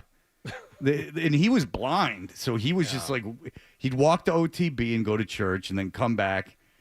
I don't know if I ever talked to Pop-Pop. Yeah. Yeah. Well, I remember my grandmother, and again, this is on my dad's side. I remember her watching us once when my mom and dad went out of town. And the only thing I remember for that entire time they were away is my sister and I were playing and like roughhousing or something, but just as kids will. And she just said, "Quit your scuffling." Like, oh, we're being like normal kids, like nothing crazy, but she didn't like that. Like, oh boy. The funniest thing about my grandma, sit here in silence, is so my Pop never wanted to go out, but my grandma was going blind. And she'd always want to go to IHOP, like when we were in Long Island, because IHOP, like, Pop was like, "Get the F out of here with your IHOP. Like, I'm not, what do you think, I'm a multimillionaire?" I swear to God, this is true. They wouldn't take me to McDonald's because it was too expensive. And I swear on a stack of Bibles that's true. Like, when my mom would get me back, I'd go, "Can we go to McDonald's?" And she'd be like, "Okay, Freddie, we'll go to McDonald's." And I would be like, "Oh." So we go to IHOP because Pop was like, what are you going? Want to go to the Tavern on the Green? Get out of here. And my mom was blind, and she would just sit in back, and she was really nice, but she would just sit in back, and she'd go, "Yeah, Lynn, you take her right here." And we would just be in the middle of a field. She'd just be yelling out directions that had nothing to do with where we were or how to get there. She just having the time of her life. She was happy to be in a car. Just... They didn't leave the house a lot. I told you that. Did she drive? No. It was my mom driving. No, but could she drive a car? No, I don't think so. No, my grandmother couldn't. No, not at the end. My Pop literally walked to OTB, and then he would walk to church, and then he would walk home. That's what he did every day. He walked to the Catholic church in OTB, and then because they were like an easy walk, and he could see like a little pin on like his peripheral vision, so he knew it well enough to like walk it. And he could ask the guy at the OTB, like, the bets, and the guy was nice and like would read him the bets, and he would. You have money for gambling. You have money to take you to McDonald's. I can imagine the millions of dollars he was putting down. It was a real lift shot situation. All right, we'll be back in just a moment. Gary Tanguay was on the radio. He's our good friend. More Toucher and Hart.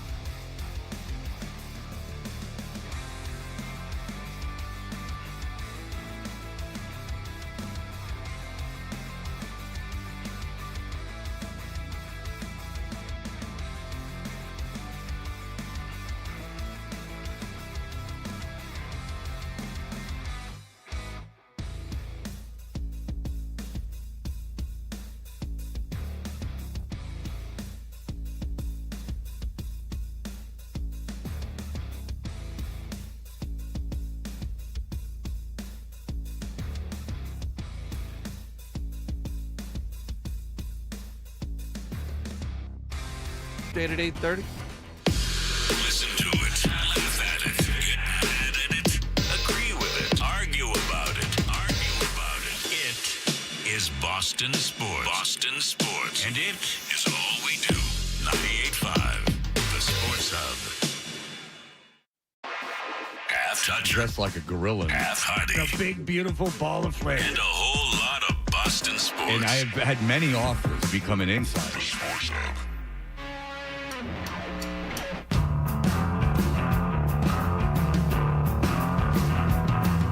Hey, we are Toucher and Hardy. Watch us on YouTube. Simply go to the YouTube 98.5 The Sports Hub YouTube channel and subscribe, and you will see how wonderful we all are. And you can get into real-time conversation about the show that skewers very negative, from what I'm told. As I am hobbled by gout, but it is getting better because I've taken the colchicine or whatever it's called. David, go ahead. Hey, so Fred, I heard you last week talking about how you had gout, and you have it again now. So I suffer horribly from it, like you. But the colchicine that you're taking, if it's bothering you in your kidneys, there's a medication that you can take that's a little less invasive, which is called indomethacin. I take both. I take both. You take both. Okay, so Yeah. that's what happens with me. So I have to take both. But what I wanted to let you know, the reason why I called in. There's a couple of things that you can put on the inflamed area that'll help with the pain, because I know it's like a burning sensation. One's called Forces of Nature. You can get it on Amazon. It's like a roll-on, and it'll like numb the area a little bit. But I have a rheumatoid specialist, and he gave me a thing called China Gel, which you can get at CVS or you can order on Amazon, and it's like an ointment that comes in a little tin. You rub that on, and it will numb the area for you while your medication's kicking in. Don't ice it. Like, don't listen to people drink cherry juice and all that. Just if you take the indomethacin and the colchicine and you want to numb it a little bit, get a thing called China Gel. It'll change your life. And I just wanted to call in because your uric acid level, if you had it last week and this week, it's your high. uric acid level, your uric acid level is maintaining on the cusp. So you may have food triggers. I have shellfish, white rice. So you may have something that you don't even that you're not even aware of that's triggering it. And that's the reason why I called it, because you had it last week and it triggered again. So your uric acid level is not lowering. You're like maintaining on the line, and then you're getting triggered. So I need to take out Pyranol. China. All right. Thank you, David. Thank you. All right. Gary Tanguay, as we learned, has, he fills in on WBZ AM. Yes. Which is not in our company, but he does the night show. And the night show is a talk show. It's like 7 to 11 or something like that. And Gary's Today we're going to have some fun. He's put on the night moves, as they say. Gary is, he loves being on the radio. He loves talking to the people. And he loves covering the stories of the day. Now, Gary did write a book. In the nude. He's a triple threat. He's an actor, radio host, and a author. But she was a cop. A cop's cop. Of a book called The Arm and the Fall, which is not a comedy book. It's a murder mystery book. Now, Rocky had a cut-off leg to deal with. And Rocky Suarez is a big-bootied, big-breasted cop, a no-nonsense This cop. could take her mind off of her pain for a few hours. Who finds the arm of the Super Bowl participating quarterback, hence the title The Arm and the Fall. The Cush. Yes, and so he is thinking about doing a follow-up, but here he is talking about the issues. Now, this news is a couple days old, but it still resonates around here. Now, I have to tell you, and open phones here, No kidding, Gary. Well, wow, what a relief. I thought I'd never get through. It's 10 a.m. on a Monday. I mean, Gary, you've been so hot all night. I'm surely Blind Scott's at least on hold, as he is 4 hours a day on this show. Now, I have to tell you, and open phones here, I want to know what you think about this whole situation, and why does Market Basket mean so much to this state? Market Basket meant so much to Rocky Suarez, because that's what she called her bra. A basket for those knocker basket. Rocky Suarez was spitballing ideas and trying to get a license, a trademark for knocker baskets. And that's what she called the two sacks that held her casabas. Over-the-shoulder boulder holders seemed too on point.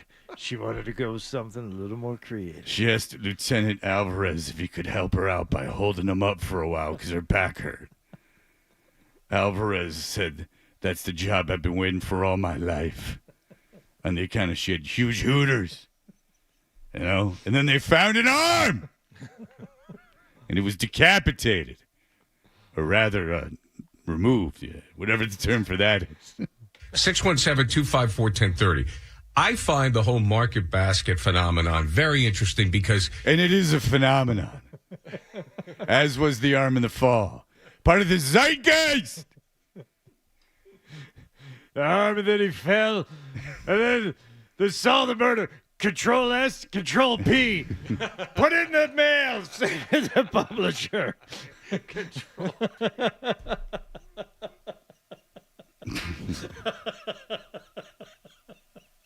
It is a dying breed.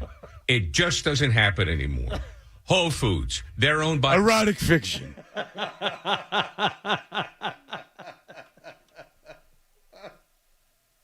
She was at Old Foods, and she couldn't tell if she was in the cucumber section or by her boyfriend, Nick. Nick had a nickname that they used in the Bachelor Party film. Yeah. It just doesn't happen anymore. Whole Foods, they're owned by Amazon. They were started here in Massachusetts. And I will tell you, I am an outsider here. I am an outsider in the 24, because I've come from the great state of Maine. We did not have Demoulas in Maine at the time that I grew up, especially in Rumford, Maine. It was Save More, SAV-MOR. Yeah, now here's the history of New Hampshire grocery stores for you, so everyone buckle up. It's 7:02. Daddy stretches legs. All right, yes. It's now, before the Revolutionary War, there were some early settlers, right? And there was a trading post. It's not a trading post. You go in for provisions. Well, you can bring them a beaver pelt and get a sack of rice, and you be on your way. Well, it was a fur trade, to be honest with you. And back then, they were trading weird crap like myrrh or frankincense. Things that had no value now meant an awful lot to early settlers. You know, they died in great quantities. Maybe that's why nobody in my town could spell. That's what it was. And even Ralph's Market with Mrs. Lloyd running the cash register. Now, here's a short history of Mrs. Lloyd. No, you're not going to tell you're not going to air Mrs. Lloyd's dirty laundry. Well, listen, Mrs. Lloyd was a real fuss bucket. We used to go in there, and she'd go, now, boys. Here's a 617-779-0985. If you knew her. If you want to just swap a story about the lady that worked at the grocery store when I grew up. Now, we're not going to take exclusively Mrs. Lloyd phone calls, but you'll get moved to the top of the list. Now, I know a lot of you feel like I'm a fraud because I didn't grow up with Market Basket. So I don't know the ins and outs like you. All right, man. I got to let you go. I've been here for 20 years. I've never been inside a Market Basket my entire life. I don't know anything about Market Basket. I don't even know where one is. One cashier, and everybody knew her, Mrs. Lloyd. I'll tell you. Listen to me! I'll tell you what, there was a bit of a May-December thing. One time Mrs. Lloyd agreed to take the one thing holding me back, my virginity. Mrs. Lloyd was a MILF. It's a summer 42 situation. She said, "Hey, kid, I'm closing the store down. Can you help me put back some of the apples?" I said, "Sure." I said, "Miss Lloyd, you'll have to excuse me. I'm aroused." And she said, "What did you say? I got a bad left ear." I So I moved around to the right. And I said, Mrs. Lloyd, I'm aroused. And she said, that's okay, Gary. And then it was a whole thing. 617. I said, I'm scared. She said, just lay back. Gary Bear, let me take control. And Mrs. Lloyd satisfied me. The first time, very quick. But she was a patient woman. I'll never forget her. She ignored me for the rest of my time in Maine. Whose daughter Kathy married my friend David's brother Timmy. Well, it's a small town. It was one of those things. This isn't fake, ladies and gentlemen. This is my real show. Where you could go into Ralph's Market and you could literally say, Ralph, I'm going to pay for this pound of hamburger. And the woman with no teeth, please.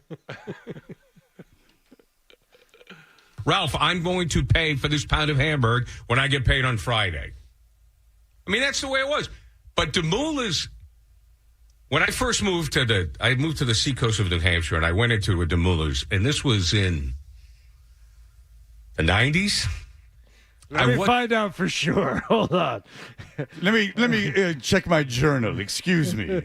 This is important. All right, no, 2000. That's going to have to go earlier than that. Let's try 92. Gary's journals. Today was a 5-time day. I found a hustler in the woods. I wasn't really impressed. It was Seabrook, New Hampshire. And it doesn't take much to impress me. I really wasn't impressed. I was like, man.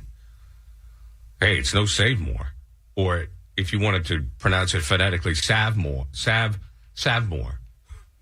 What? 5 more minutes till the break. I wasn't really impressed. Yeah, I have no idea what the hell he's talking about. Do you guys have any idea what he's just talking? I know he's naming Market Basket.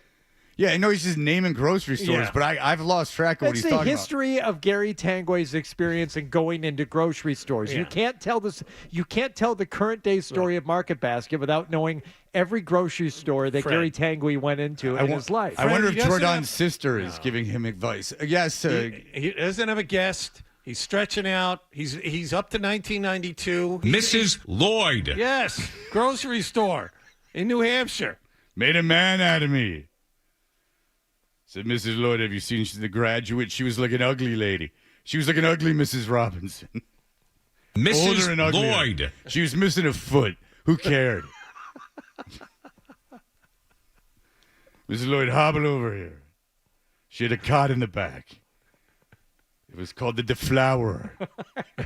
Named after the Mayflower. Interesting. She was kin of the original settlers. She trace her family tree back to the Pilgrims. You'd think she'd be more, plugged in. But she was a grocer. Who? Mrs. Lloyd. Okay. Got it, Gary. God bless to you, Mrs. Lloyd. You let Gary bang you when you're old. Old. I wasn't really impressed. I miss your harnesses and girdles, Mrs. Whatever the hell your name was. Mrs. Lloyd. Like many other grocery store chains, it stepped up its game to a point right now where in Maynard, Massachusetts, which is close to where I live, the place is jammed, packed. I can go in there and I see everybody I know. See my eye doctor in there. All right, good night, everyone. It was great being on this show with you. See you later. That'll do it for Gary's Night Owl Talk. I was like, man. What did it sound like, Gary, after you banged Mrs. Lloyd? I was like, man. All right. I wasn't really impressed. All right. Oh. That's terrible. Mrs. Lloyd was missing stuff, but, Mrs. whatever. Lloyd. Oh, man. She had to guide me because I was inexperienced. Yeah. All right. I wonder why. God, Gary's the greatest. Never change, Gary. We love you. All right. We'll be back in just a moment.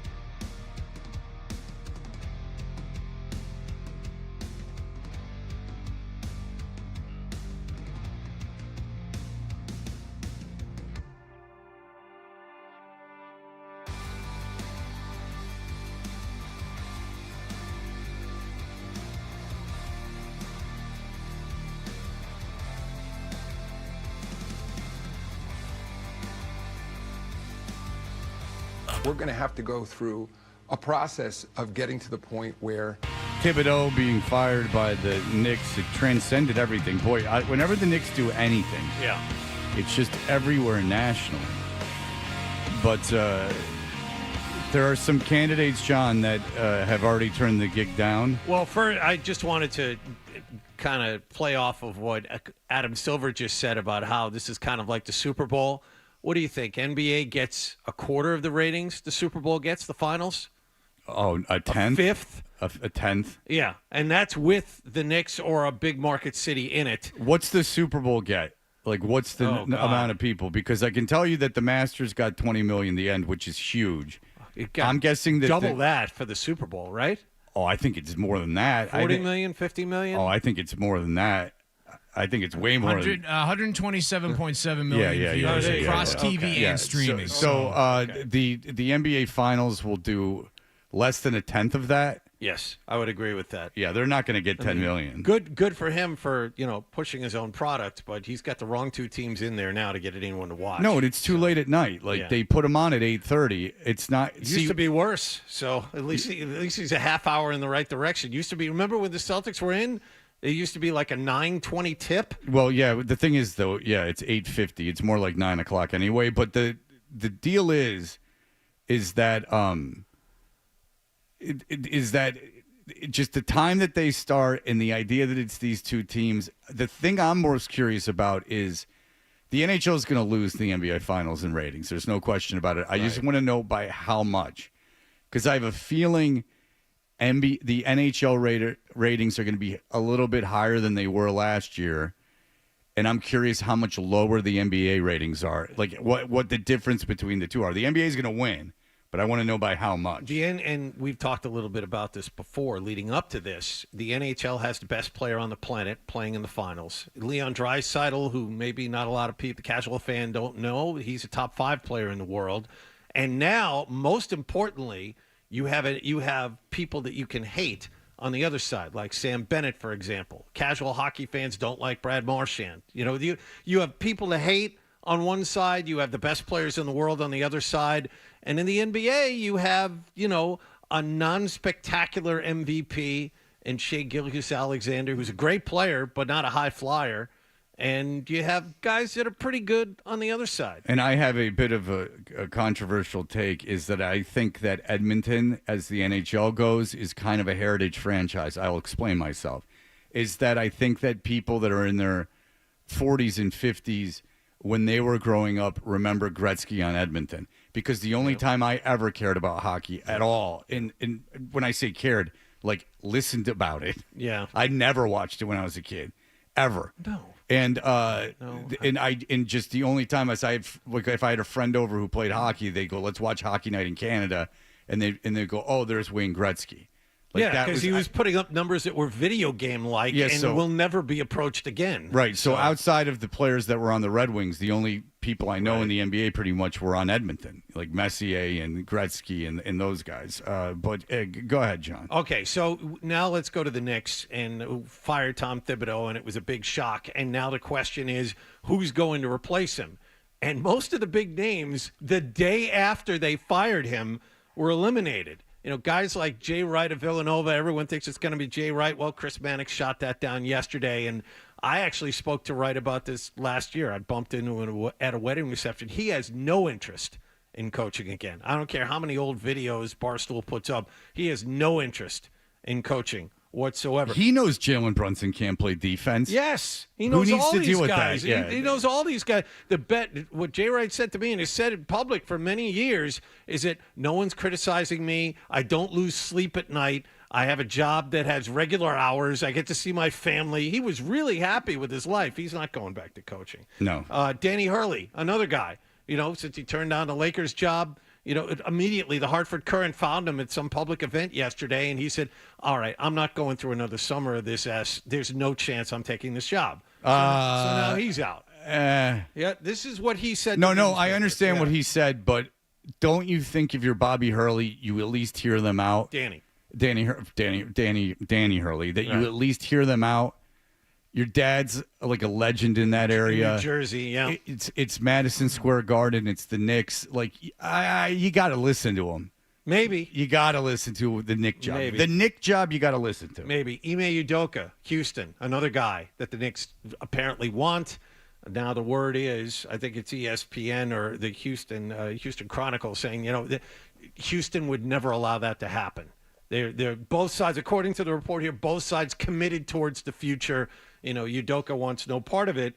And Michael Malone, who would be a great fit for the Knicks, a guy who just won a championship, knows what to do with a championship roster or a contending roster, can get people to listen to him, big stars listen to him.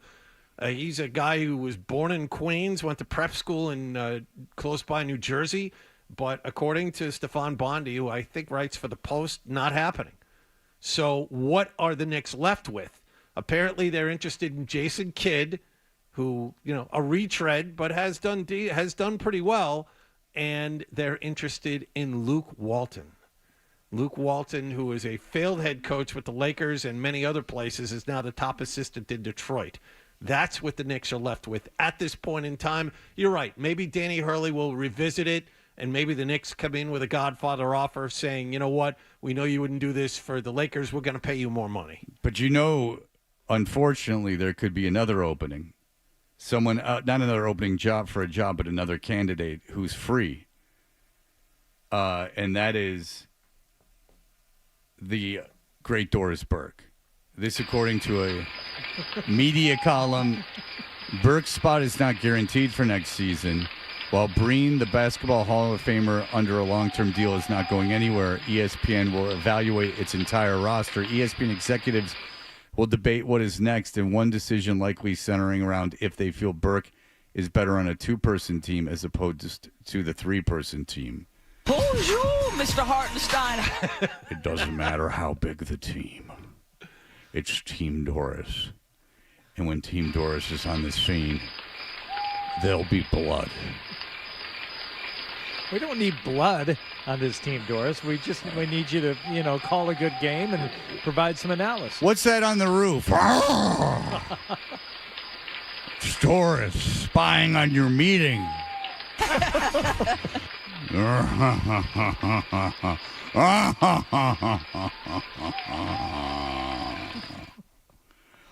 More time for me to open up my restaurant's Hartenstein. Bonjour, Mr. Hartenstein. Yes, Hartenstein.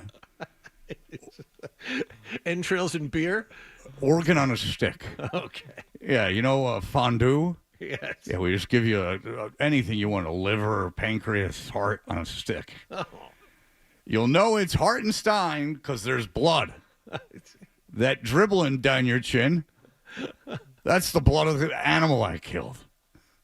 Each with the guarantee that I killed it with my own hands. That's Stein. That's a combination of meat and blood. Because that is for the victor, the hunter, the one who killed. Come on out to Hartenstein and tell him Doris killed it. Bonjour, Mr. Hartenstein. Oh, hi. I go around, greet the tables. Look at my nails under it. That's the flesh of the beast you're eating. Oh, hi. Oh, yeah, that one was killed in the woods out by the elementary school. That's a raccoon. Put up a hell of a fight. You'll notice I'm scratched up pretty good. So, there is a chance that Doris Burke will not be back doing the NBA. Very, very sad. She's fine. I don't think there's anything wrong with Doris Burke. I'm not. It's weird to hear Reggie Miller call Pacer games, though, that I will say that. I was very surprised they let him do that. Yeah. I mean, obviously he's rooting for Indiana during the series. He referred to them apparently as we at one point and had to get it together. Yes, he did. But there's no way that he's not rooting for Indiana. I mean, he's such a legend with that franchise. There's no way he doesn't remember that. Of course. And that's not bleeding into things. I am a little surprised. Shocked TNT let him do it. I mean, I understand he's probably the number one guy, but I mean, that's a clear conflict of interest. I don't get that at all. Yeah. What is your level of interest on this now? Me? Yes. I'll kind of watch it. I'm a huge basketball fan, but I'm not thoroughly invested. I'm about as invested in that series as I am in Edmonton and Florida. Okay, I still don't understand how Oklahoma can be that big of a favorite, minus 700. I think the Pacers are like plus 550 when it opened. Just based on what the Pacers have done in this postseason, I think they should be getting a little more of that. Now, if it goes chalk and Oklahoma City wins by 15 tonight and makes it look easy, I'll tell you what, my interest level drops to near zero. I know Shai Gilgeous-Alexander is fantastic. Well, it's not MVP. just that. Oklahoma City not only won 68 games during the regular season, they haven't lost to an Eastern Conference team in 5 months. They lost one regular season game. They haven't played any in weeks and weeks, John. It's been the playoffs. Okay, They've been ice cold. The last game they lost to an Eastern Conference They team. haven't beaten an Eastern Conference. January. They haven't. January. They haven't beaten one in 6 weeks. Yeah, it took them 7 games to get Denver. I mean, got me Jesus, there. A very flawed team. Yep. Look, when these things are on and I happen to be home, I'll put it on, but I'm going to bed. There's no level of interest here. The one thing about the Knicks is I'll give it the amount of celebrity fans and the amount of noise around them does at least subliminally make me care more. I was much more apt to follow that when the Knicks were in it than I am now because who cares about Indiana? I really could care less who wins this series. That's part of it. We were talking about during the Western Conference Finals. What would be better for the NBA in the NBA Finals? Is it Shai Gilgeous-Alexander, who is the MVP, or would it have been Anthony Edwards? Oh, Anthony Edwards. High flyer, spectacular, highlight reel guy. Who's got bravado and some flaws. And even if the Knicks made it, you got a guy like Brunson who's undersized and somehow, penetrates among bigs and gets his shot off, gets fouled, and is a clutch. He makes every open shot when it counts. If the Knicks are in it, it's one of those things that's going to be on Kelly Ripa's show. It's going to be talked about on The View. It's one of those things you can't avoid. Late night hosts are going to make jokes about it. It's part of the culture for the time it's on. Now it's not. That's the thing about the Knicks. I don't care about the Knicks. I didn't particularly care about the Knicks Pacers, but I found myself hearing about it all day. Right. Every non-sports or whatever media I listened to, they were babbling on about the Knicks, babbling on, people who had never seen them play before reacting to it, which is just as interesting to me as people who have. And, when it's like that, you're more apt to pay attention. Couple of quick notes. Apparently, the story in Newsweek that Thibodeau knew he could be fired even during the Celtics series, which is kind of odd. But the other part of it is I was listening to Stephen A. Smith, I think it was yesterday or the day before. He wants Mark Jackson as the next head coach of the New York Knicks. And you can see that. St. John's guy, head coaching experience before. Isn't he weird? He's terrible. Yeah. The word is he was a horrible head coach with Golden State. It wasn't just that he got into it with Scalabrine. Oh, yeah. Mark Jackson was a really bad head coach. Terrible head coach for Golden State. And there's a reason. He's interviewed for a handful of jobs since he left that one, has not been hired for a reason. Well, I hope the Knicks hire him. It'll be easier for the Celtics. When Mark Jackson got fired by Golden State and they hired Kerr, that's when they went crazy. Yep, that's right. Remember he told Scalabrine he couldn't travel with the team or something like that? They had weird rules for Scal. Sent him back to Scal was coaching the G League team. Their G League team. And when Mark Jackson wouldn't allow him on the bench or something like that. Yeah, it was crazy. Crazy nonsense. Yeah, it was completely unfair. This isn't just Scal saying this either. Mark Jackson's not good. Well, not good. Speaking of Stephen A. Smith, if you can believe it, he got another job. So his green screen prison gets even wider. I mean, he is on TV and the radio all the time. I don't know why he wants this latest one. Because they probably paid him an ass load of money and good. I'm glad at least someone that's on the radio is getting paid a lot of money. At least that's the first right thing that company's done in a very long time. If I'm a stockholder, I'm like, finally, not a podcast. You brought a big name in to do a radio show. Yeah. Instead of hiring some dumb podcast. How long did it take them to learn? 2 months? Since they put tens of millions of dollars into 2 podcasts? I know why they brought him in, to get people to listen. There's no one listening. why they brought him in, yes, but for him, is he doing a Monday through Friday multi-hour show? It's 2 hours to be replayed 1 2 to hours 3. at night. 1 to 3 and then, in the afternoon. And then it will live. get replayed from 6 to 8. All right, but the way they handled the current show, a little odd. And Hardy is part of the union, so we got to get his thoughts on it. All right, we'll be back in just a moment. Essential Sports Hub headline presented by Celsius Energy Drinks. Red Sox beat the Los Angeles Angels 11-9 in 10 innings, or 9 innings rather, at Fenway Park yesterday. Ceddanne Rafaela's walk-off home run in the bottom of the ninth landed just inside the right field foul pole. Sox have tonight off. They'll play the Yankees for the first time this season tomorrow evening at the stadium. Leon Draisaitl, 2 goals, including the game winner. Edmonton beat Florida in Game 1 of the Stanley Cup Finals 4-3. Bruins are the only team without a head coach now. Pittsburgh hired former New York Rangers assistant Dan Muse yesterday. And Game 1 of the NBA Finals is in Oklahoma City tonight as the Thunder host Indiana. Sports Hub headlines are brought to you by Dr. Matthew Lopresti and Leonard Hair Transplant Associates, the hair doctor of Hardy, Charlie McAvoy, and Tuukka Rask. Call 1-800-GET-HAIR for your free consultation. I'm John Wallach at Boston's Home for Sports, 98.5 The Sports Hub. Your next update at 9 o'clock. You're listening to Toucher and Hardy.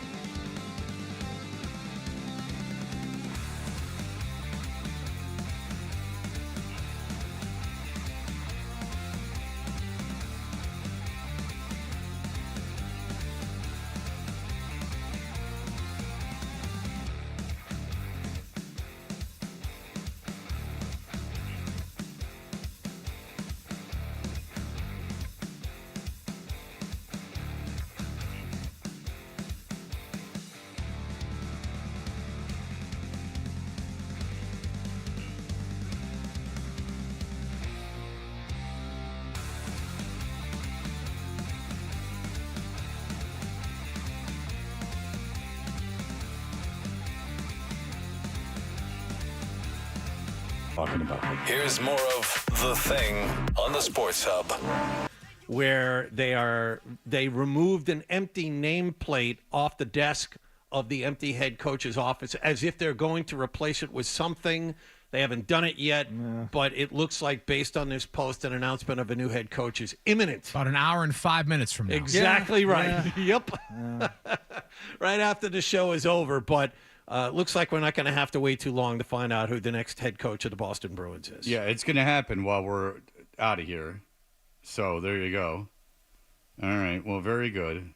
That is what we're going to do. All right. Look, it's a tough business. I don't know why my Apple Pay is not working. It's very frustrating. I'm trying to get food. I need food because I took that medicine. You don't understand the struggle of us with gout. There's been 2 callers on hold to give me gout information for about an hour each. Well, that first guy with the Tiger Balm that he was suggesting. I mean, he was being nice, so I just let him go on and on and on. I know, but I could tell as soon as he started talking about something you could buy OTC, and then it was some kind of a topical. I could tell you weren't too interested. I'm not interested overly with what is over the counter. Homeopathic? Yeah, that stuff tends to not work. All right, here we go. Now, listen, Stephen A. Smith, as we talked about before the break, got a job doing middays at Sirius Radio. Now, why is this good? Is because Sirius seems to have pivoted for a while there. You know, so when Sirius started, it made a lot of sense. They got Howard Stern. They got Mad Dog. They got these big radio stars and got DJs that were big on the radio, and they had radio. It was live radio, really good radio, a lot of it commercial free. And what they ended up doing is, like every other business like this, with the advent of the internet and all these things going on and streaming and what have you, the business started to struggle. So how do we remain relevant, they thought? Well, like dumbasses, they said, let's chuck a bunch of money at podcasts. How much money? Hundreds of millions of dollars at podcasts. That's a lot. One of which was the Smartless podcast with Jason Bateman, Will Arnett, and the gay character from, or not, I guess Sean Hayes. The funny gay character from Will and Grace. And it was mind-boggling to me because I'm thinking, like, my ex-wife listens to Smartless occasionally. There's absolutely no way she's paying for that subscription service. Put people on the air live. Everything. Why? Live. It's your advantage over podcasts. Put it on live. Just shrink the amount of channels if you have to. Make it live. And finally, you know, I like Mad Dog a lot, but they have added Stephen A. Smith live. Now, it's a replay happening in the evening, but live to their lineup, which excites me because at least companies seem to be going, you know what, in order to compete, we need live talent. Talent on as news break. Talent on to communicate with the audience. Talent on. Ask, like, my boss there, but it's like not like he's going to know. It's not like I attend meetings or anything. It's, whatever. Okay, the Smartless thing. They paid Smartless over $100 million for a 3-year deal. Now, how can you listen to Smartless? Only on Sirius XM and only on their app or one of their channels or No. You can still get it on Apple Podcasts, Audible, different podcast platforms. So how does any company paying them $100 million, except for the one who is retaining like the sole way for you to listen to it, making money off of that? Do they turn around and then sell it to Apple? They must. Like they sell the rights to these other platforms in order for them to have it? I don't get it. I don't know. Any way you slice it, it's stupid. It's not live, and that's what the advantage Sirius has over podcasts. Anyway, the show, Michelle Beadle, probably you remember her from ESPN. She had a show with ex-baseball player Cody Decker called Beadle and Decker, and they didn't know they were getting replaced until Stephen A. Smith made his announcement, I guess, on Howard Stern that morning. and they got to still do their show because Stephen A. Smith's show doesn't start till September. And here is what happened. Man, all I ask is to be treated with respect. Well, how many times do I say I give what I get what I give? And so here we are. We're going to do our shows because we're contractually obligated to be here. 888-MAD-DOG-6 is how you can reach us today. Yeah. And it's going to be fun. It's going to be a fun few hours here. Yeah, I'm sure. And I'm sure no one's feelings will get hurt in any way, shape, or form. 888-MAD-DOG-6. How you guys doing? I'll have lots of these fun types of nuggets for you for as long as we remain on the air. Just as like an appetizer. Yeah, we're coming in hot today, ladies and gentlemen. The cat's out of the bag. I guess we're talking about it. We weren't supposed What Ryan took out apart, the thing is, I guess Stephen A. Smith misidentified someone on the Thunder. I don't know. And she was making fun of him for doing it. Oh, okay. All right. There was some of that is cut out for brevity. Guess we're talking about it. We weren't supposed to, just as a heads up. We were only given a few hours notice, but we weren't told any details. We were promised that no details would be released. We didn't even know who was taking our place in the lineup. Just that it was going to be announced that new show was being added. Unbeknownst to us, the Hollywood Reporter, of course, had all the details. So it was a little embarrassing, I'm not going to lie. I've been in this business for 20 plus years. I've been treated poorly a couple times. This didn't feel good. I'm not going to lie. All right. So, yeah, they somehow let them know they were being let go and then said in order to keep getting paid, you got to go on and do your show. So I guess conceivably they could be doing this all summer, just 3 hours of having people call in and say how stupid it was to fire them. So, look, was it a good show? No, it was a bad show. But, I mean, it sucks that they got found out like that, but then... that's how. Eddie Trunk does 2 hours on that service, and he's got a very elaborate thing going on with Trickster right now. A listener sent me a link to an article that was 10,000 words about Trickster. Well, it's down to 2 original members, one of whom is not the singer. Okay. So Trickster is doing a lot. They have a lot going on, so don't worry about it, John. It's not your concern. Sorry. But let's just say Eddie Trunk is a big part of the Trickster orbit now. Okay. He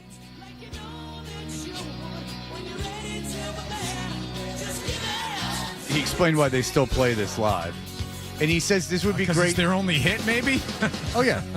But he also said this would be great for a country artist to do. He doesn't understand why a country artist hasn't covered this. He's begging like Jelly Roll to do it. I bet he is. Yeah. And Jelly Roll said it hits too close to home. All right.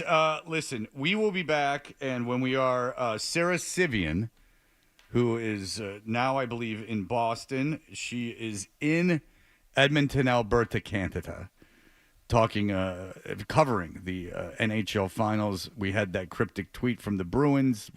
I guess they're going to announce their coach probably at 10. And I'm guessing, actually, that's when that's going to happen. We'll talk to Sarah in just a moment.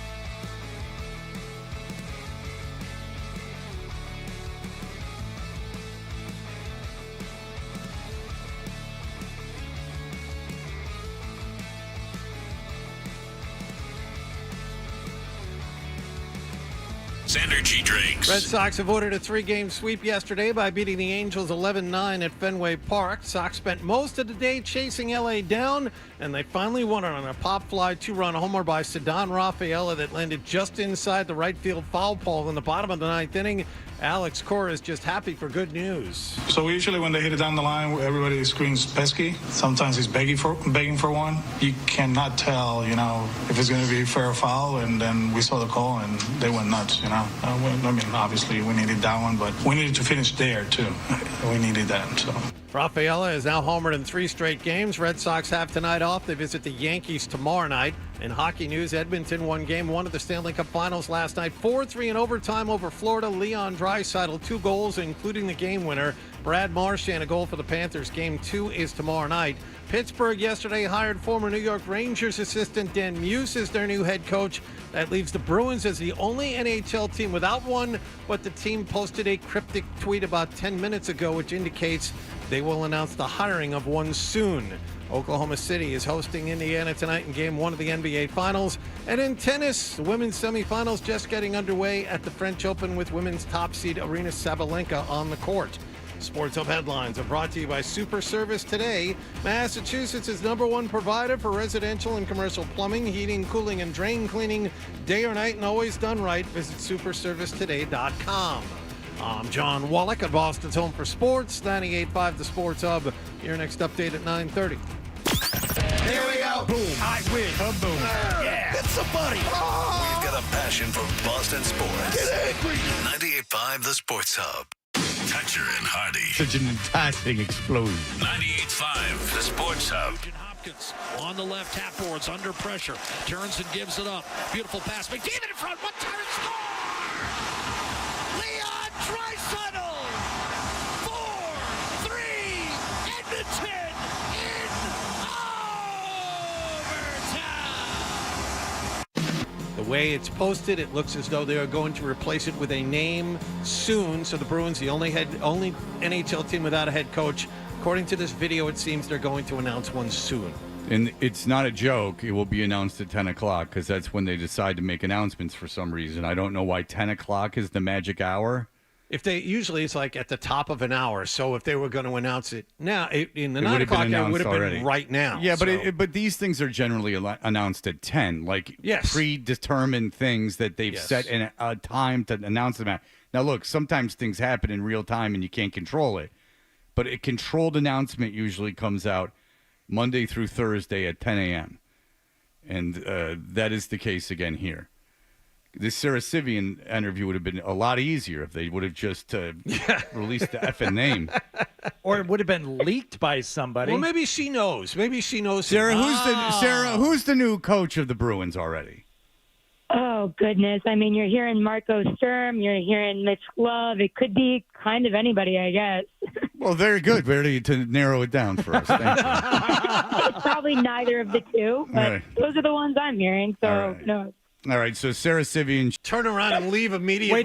Wait. You got Hardy. Now all of a sudden Hardy's engaged. No, if they were throwing a disc, I might be interested. There were people playing Hacky-Sack, or they were selling them in the Hudson News version of the Edmonton airport? No, it was there free for all to enjoy, so I don't know what that was about, but it welcomed me into lovely Alberta, and here we are. I mean, they love their hockey here, so I can't complain. No, I mean, and am I wrong in thinking that national, like in the U.S., like just in hockey in general, the Oilers, I know they're not Original Six, obviously, but they're kind of considered a blue blood team because of all the success they had in the 80s? Because I know when I was growing up, like the Oilers were the only team that was like a really big deal. Yeah, absolutely. If you get Wayne Gretzky in his prime and you're in Canada, I feel like that's kind of checking a lot of the boxes there. So just the atmosphere was insane yesterday with people that didn't actually go to the game, just buzzing everywhere. Like everybody in town had a Oilers gear on. John, you had your hand up. Yeah. They just announced you were quite a professional. Sorry. Sorry. My Breaking fault. sports news. Powered by Valvoline Instant Oil Change on 98.5 The Sports Hub. Just waiting for the right time to break in. The Bruins have another social media post out there. Marco Sturm is the new head coach Sarah Civian, of the Boston Bruins. Sarah Civian got it. Marco Sturm, the new coach of the Boston Bruins. It was one of the three she said. Sarah Civian, if you could have bet a trifecta and gotten in there, what are your thoughts on Marco Sturm? I mean, I like what he's doing in the AHL. I liked his run with Team Germany when he almost won in a huge upset in 2018. I think he was kind of one of those popular names a few years ago and just kind of faded a little bit due to just the volume of the amount of kind of good new names out there. But he's been really good building his resume in the AHL and doing what he's had to do. Obviously, he had a stint with the Bruins, and the Bruins love hiring people who had a stint with them. So I think it's good. I kind of like not just like the old man coaching carousel decision. Okay, so he's obviously the last coach Sweeney can hire. Wouldn't you agree with that? Unless Sweeney's around for a long time. I mean, I thought that was one coach ago, but we all know the feeling on that. I mean, I think at this point with Cam Neely, he has to realize, this is his last one. Okay, so, Sarah, this is something that has been talked a little bit about when it looked like Marco Sturm was the front runner, that, as you just said, the Bruins love hiring people that they know that have either played with him or been part of the organization. And it does seem, on its face to be like, well, are they just doing what they always do and kind of taking an easy way out? Or is this more commonplace around the league? I mean, is this something that is it's certainly not unique to the Bruins, but do other teams do this with the same frequency that the Bruins seem to, hiring someone that's already a part of the organization or was a part of the organization in some way? I mean, definitely. You got Rick Tocchet in Philadelphia. You have Rod Brindamore in Carolina. And Rod was kind of an unpopular hire for the Hurricanes at first. And look what he did now. I think it does help to have a passion for the franchise. So I'll give him credit there. And also, Sturm's name has kind of been around circles forever in every coaching search. So I feel like this one's pretty valid. What do you think the leash on this team is? What do you think expectations are? When should they be competing again? When do you think that's like a realistic date? Yeah, I mean, it's interesting because for the first time in forever, they were sellers at the deadline, and it's kind of like, it's not waving a white flag. It's knowing you're going to not be in that competition for a few years so you can actually compete for the cup itself, maybe again in 5 years. I'll give it 5 years, which that's a long time, but it is what it is, right? It's a little longer than I think the base expectation of a lot of Bruins fans. Yeah. Why do you think it would take that long? I just think you look at the cupboard with the prospects, there's just kind of absolutely nobody.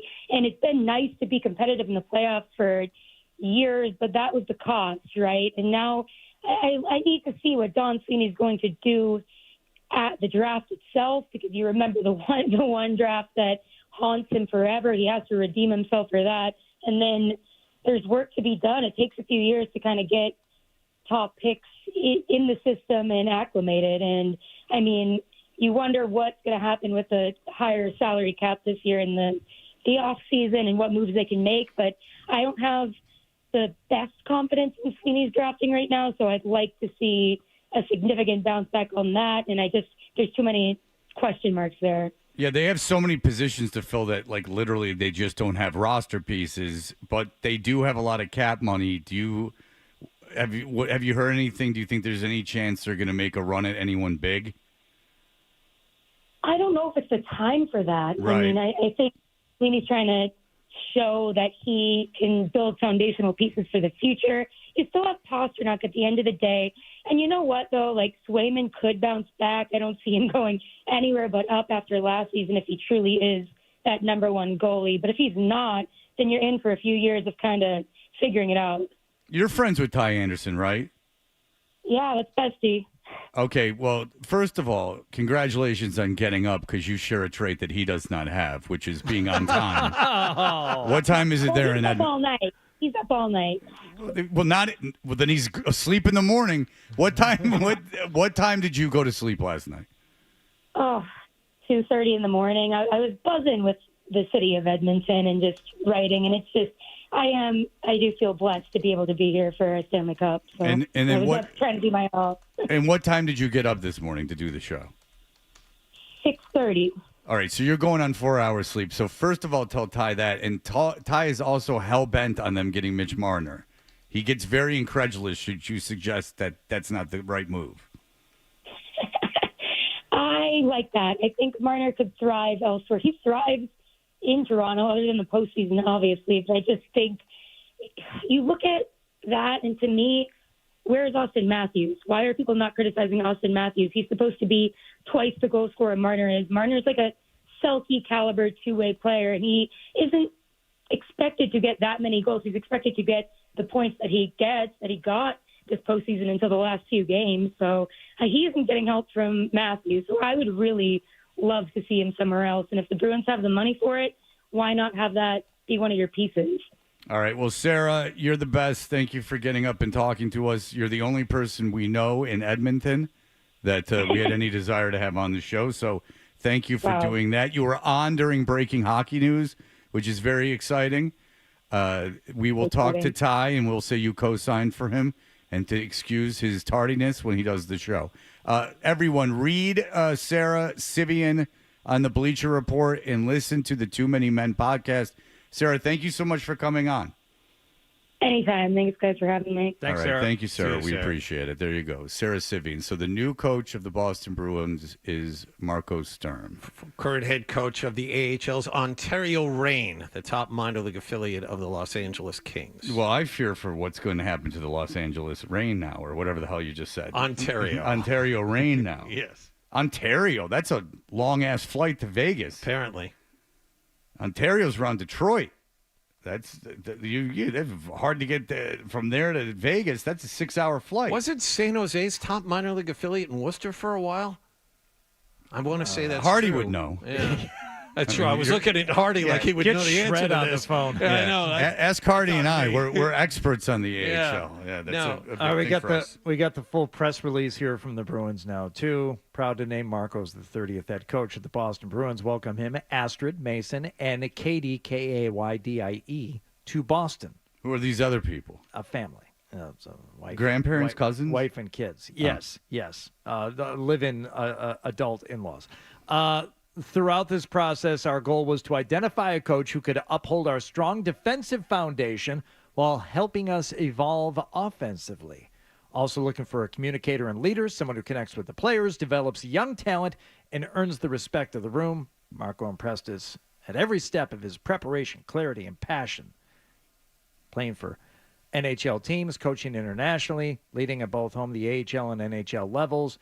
He's a well-rounded coach who's earned this opportunity. Oh, and as a former Bruin, he understands what this team means to the city and the fans. Embracing the new direction with Marco behind the bench, confident in his energy standards. There we go. Yeah. In the picture they put of him in the paper, and by the way, we might have been the first people to announce this. I mean, to get it out in conventional media. Yeah. So if you were listening to us, you knew before anyone else, even though I stepped on John's read, so it's going to be very difficult. Well, John didn't have his microphone on either. Yeah, I mean, John screwed up a lot. But I thought he was just going to ask a dumb question, but he actually had things that he needed to say. When he puts that his little claw up in the air. And then you look at him like he's an a-hole. Like he looks at you like you're an a-hole, like for looking at him and giving him time. Didn't he? Didn't he? Yeah, I know. What are you talking about? You paused when we looked at you like you had something to say. You looked at us like, you had your wing flapping. I know, but how does the a-hole thing come into any of this? Well, I assume everyone thinks that of me. Okay.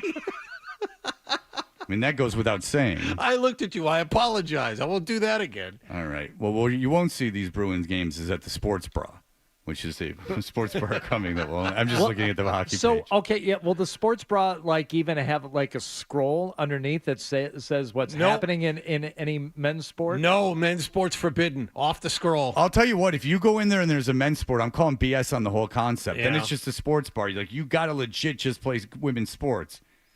Like you'll play tapes of old ones during the day, or turn the TVs off. I'm not kidding. If you're going to come in hot, it can't be that you just show women's sports. It's got to be that it's only women's sports, just like you said. No. False pretenses. So I wish I had more to say about Marco Stern being the team's head coach, but what do I know? T-Bone's a big Bruins fan. I just, mouthed the words Marco Stern to him, thumbs up, and he gave it a, Yeah, it's What the hell does anyone know about Marco That's Stern? true. That's unless you all this played for him? is. No one really knows anything about this guy. He played here for 5 years during the dark times before they got good. Good. Yeah. All right. Fantastic. I mean, what do we know? I don't know anything about the guy. Maybe we'll find someone who played for him or something like that. But right now, who knows? But that's right. He was on some pretty crappy Bruin teams. Oh, yeah. And he left the year before they won the Cup. His last season was 09-10. Yeah, he was on those. He was on that 1 year with Lewis. Dave Lewis. Yeah, Yep. when my season ticket year, you had Marco Stern, big jersey. He was the best part of the Joe Thornton trade to San Jose, which cost Mike O'Connell his job, by the way. That's the trade equivalent of the 2015 draft, or whenever that draft was. Or the when they had Mookie 3 Betts picks. deal, Red Sox, same thing. Yeah. All right, we'll be right back. Toucher and Hardy.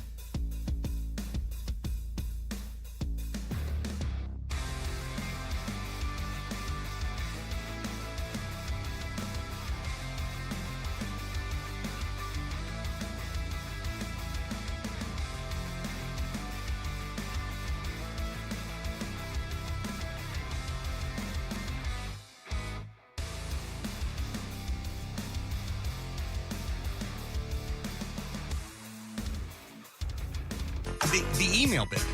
We should do the email bit. It's a great idea. Let's do the email bit.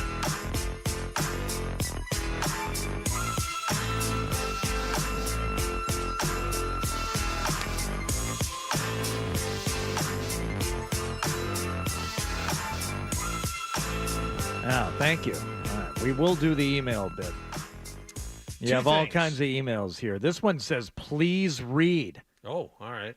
Hardy, my entire family loves you. We do not want to lose you. The world would lose a national treasure. I'm a nurse. Please stop having your dog lick you. Thank you. Thank you. That's exactly right. That's disgusting.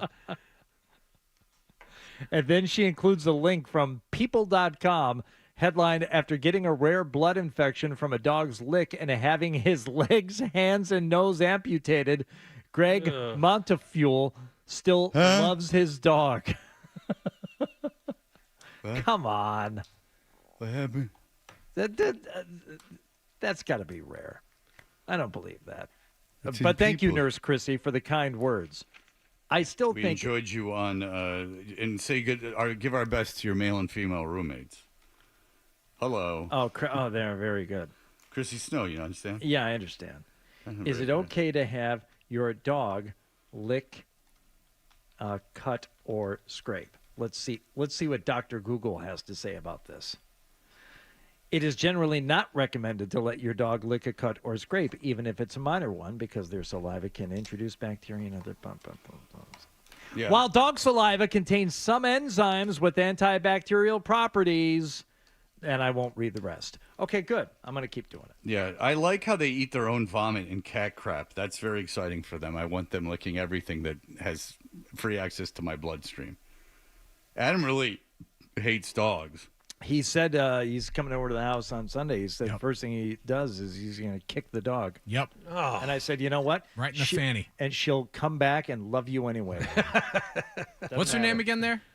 Scout. Scout. I met Nice. Scout. Loved Lyle. Lyle was good. Lyle's a good dog. Yeah, but that's not around anymore. No, he's not. Patrick says with Gary Tanguay, "Don't Stop. This is the best segment in years." Well, it's not us. It's Gary. Here's a history of New Hampshire supermarkets. You're welcome. Mrs. Lloyd. Yeah. Come from the great state of Maine. That's where I come from. I am an outsider here. Yeah. I'm a rumblefish. The place is jammed. I'm Pony Boy. Packed. You tried to drown me in a fountain, my friend. Stabbed the son of a bitch. Essie hid and stole all her ideas from me. So did Open Judy phones. Bloom. Rocky Suarez was still mad at Judy Bloom for the super fudge thing. She knew better than to share her ideas anymore. Tales of a fourth grade nothing was one thing, but when she wrote the sequel, that was a bridge too far. Are you there yet? It's me, Margaret. Holy cow, I'm Mrs. having my Lloyd. period. Weird. I'm growing into a woman. All right. I'm an overweight preteen. They call me Blubber. You know, I'm going to talk for 2 hours on the radio tonight. Then again, maybe I won't. you know, there's a they're doing a collection at one of the local theaters of Judy Bloom plays.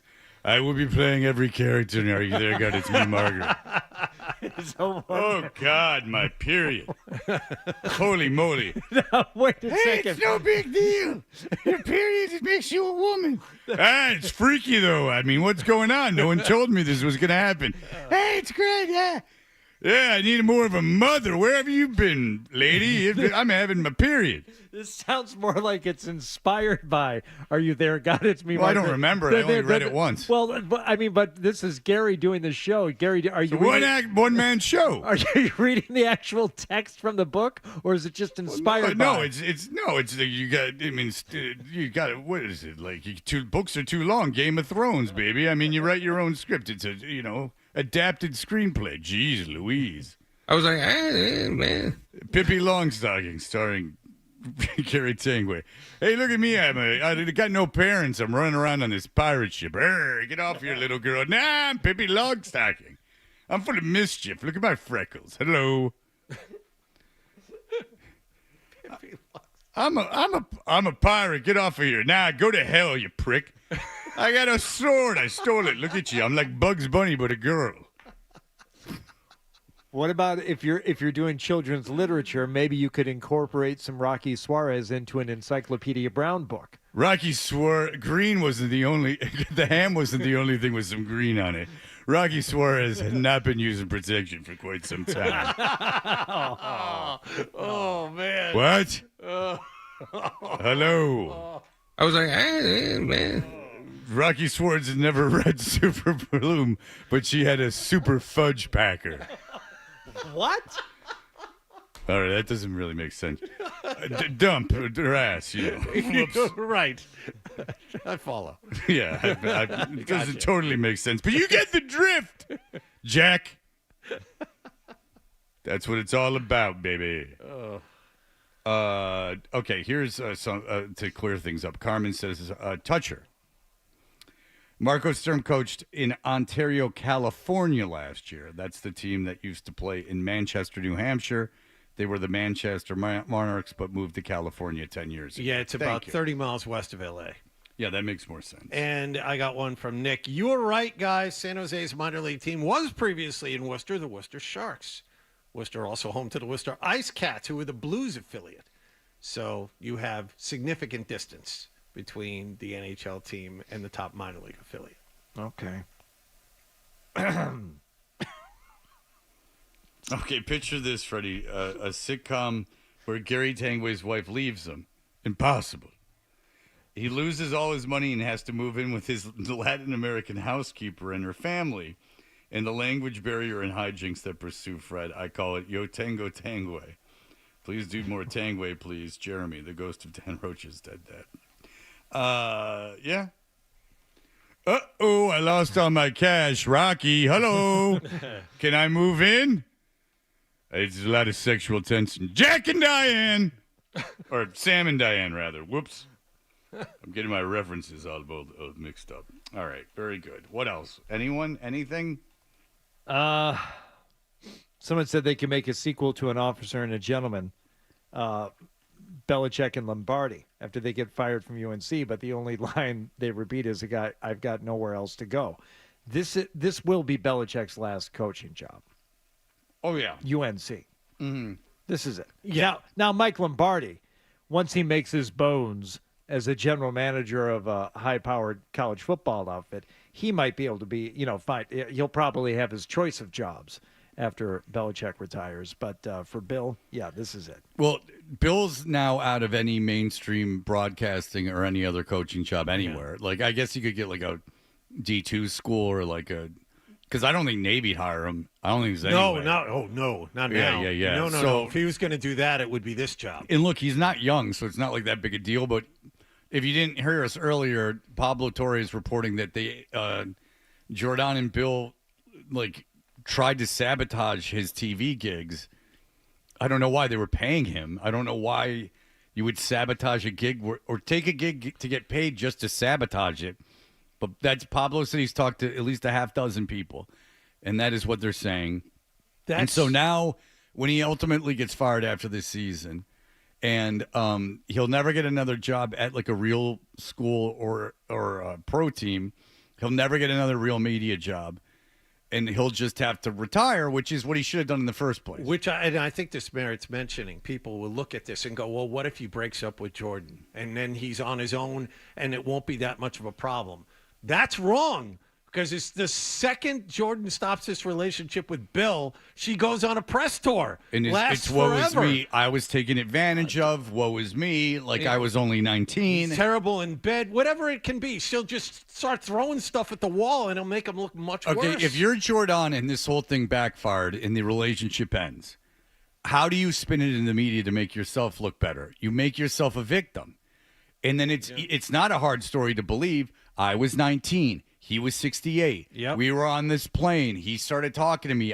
My father was a huge Patriots fan. We grew up worshiping Bill Belichick. He immediately gave me really good seats to Patriots games. Yeah, like showed me all this attention, and in my family, he was like a part of the family growing up because he was such a big, huge part. We all looked up to him. I grew up idolizing him, and I was only 19 years old. It's not a hard thing to come out with. It's probably true. Yeah, and she can get really personal. Like, you know what? He had to tell off his kids. His kids begged him to stop, but he wouldn't do it. And he just threw all this in my lap. Like, I didn't ask to be his media liaison, and I didn't ask for that. And then I felt compelled to stay with him because he burned all these bridges with his friends and his family, and then I would have felt guilty leaving him. And at CBS this morning, Bill had been really aggressive about not wanting to talk our relationship, and I was the one who talked to them beforehand. And so when they brought it up, I knew that Bill was going to get really mad at me, so I came in there and said, don't talk about it.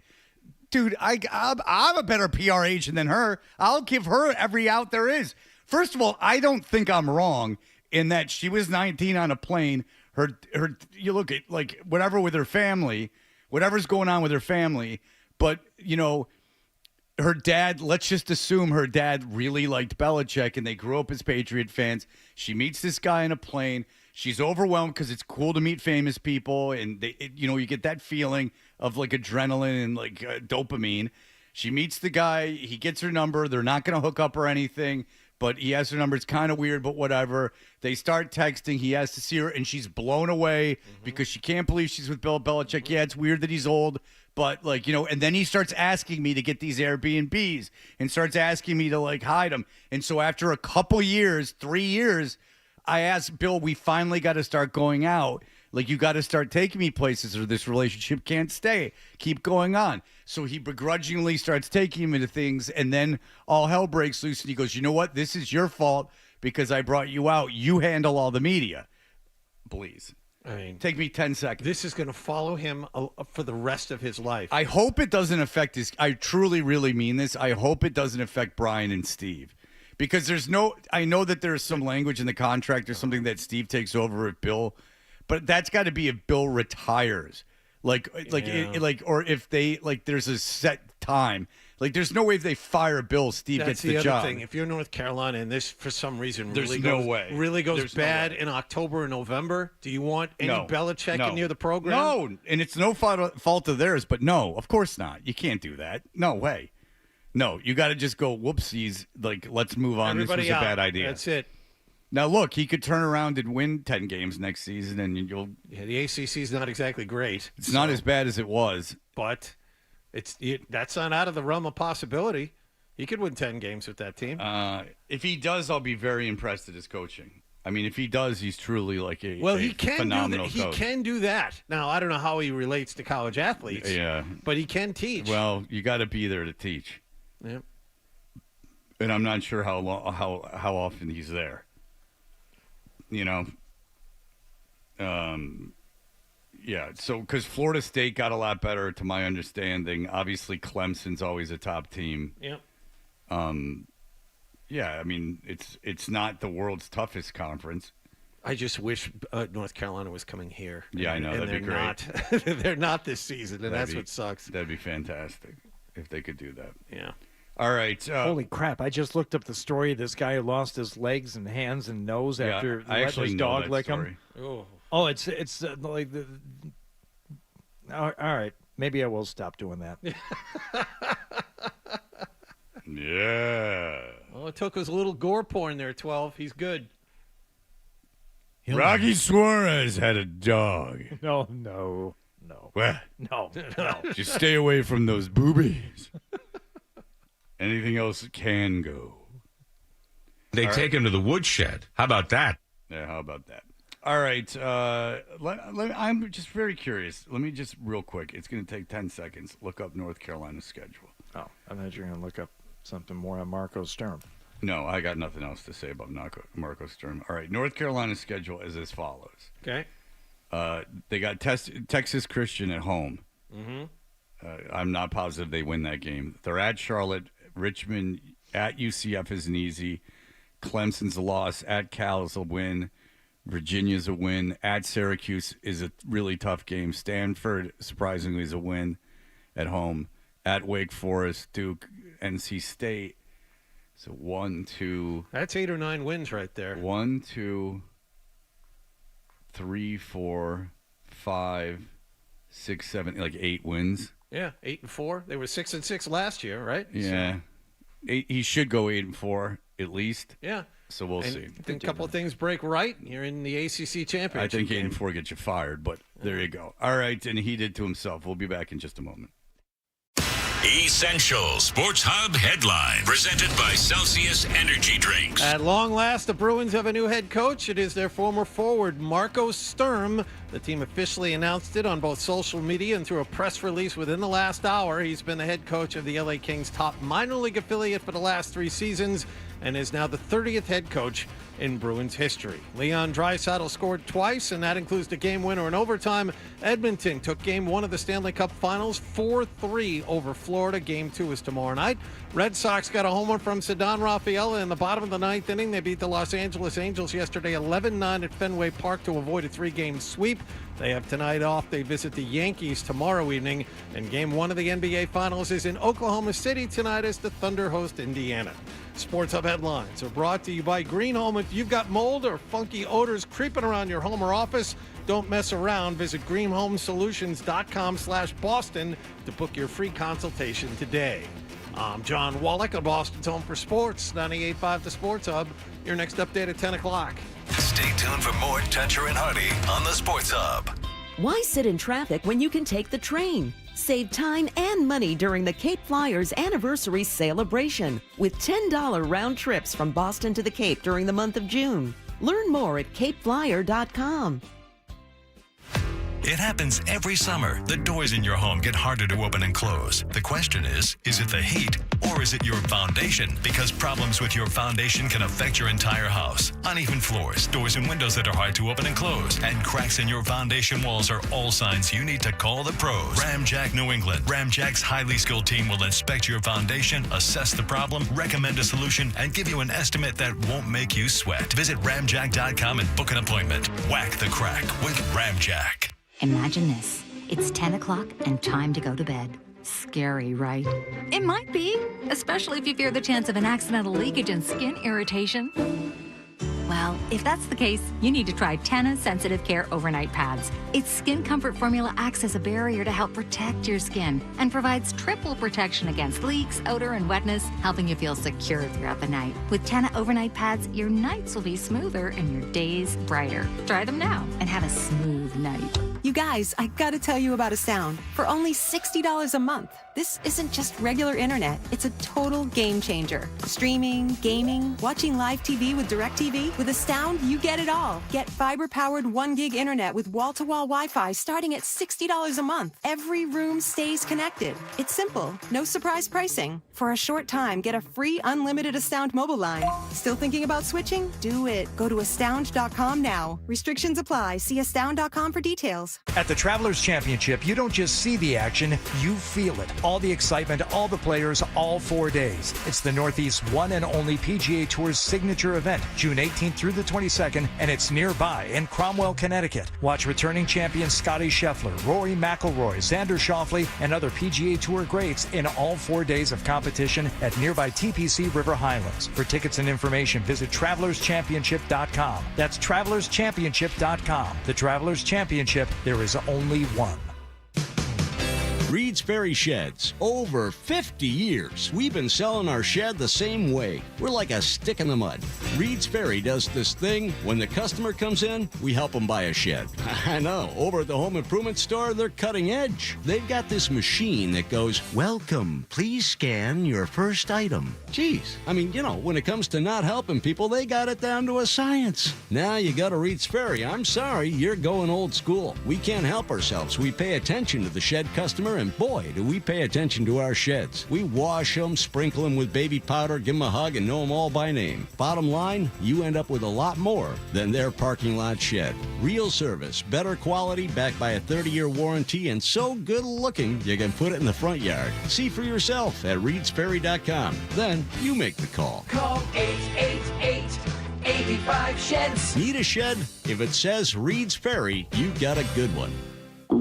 Oh no, stomach issues again? Stomach issues? Who are you? Your pancreas. I could be the real reason for your diarrhea, gas, bloating, stomach pain, or loose oily stools. I thought it was my stomach. People often do, but any of these symptoms could mean having a condition called exocrine pancreatic insufficiency, or EPI. With EPI, the pancreas doesn't release enough enzymes to break down food, but EPI is manageable. Use the symptom checker on identifyepi.com and speak with your doctor. That's identifyepi.com. Sponsored by AbbVie. What? All the budget has to be used now? And we can use all the media buy? Javier's marketing firm just got its dream funding. Okay, ideas. Bobbleheads. No. T-shirt cannon. I seriously need some help here. He needs to find marketing managers who are worth every dollar. I need Indeed. Indeed you do. Sponsoring a job on Indeed gives it a visibility boost, so you can hire faster. Redeem your $75 credit at Indeed.com/credit. Terms and conditions apply. Pledge not to buy bigger shorts this summer. Fit into last year's shorts in just weeks with Awaken 180. Last decade's shorts, soon after that. Awaken180weightloss.com. Morning choices are tough, but Wendy's 2 for $3 breakfast deal makes it easy. Choose from select faves like a sausage biscuit, small seasoned potatoes, or medium hot coffee. Want less thinky and more brekky? Gotta be Wendy's. Limited time only during breakfast hours. U.S. price and participation may vary. Not valid in a combo. Single item at regular price. This is a public service announcement from 98.5, the Sports Hub. Parents have a helping hand in keeping their kids healthy.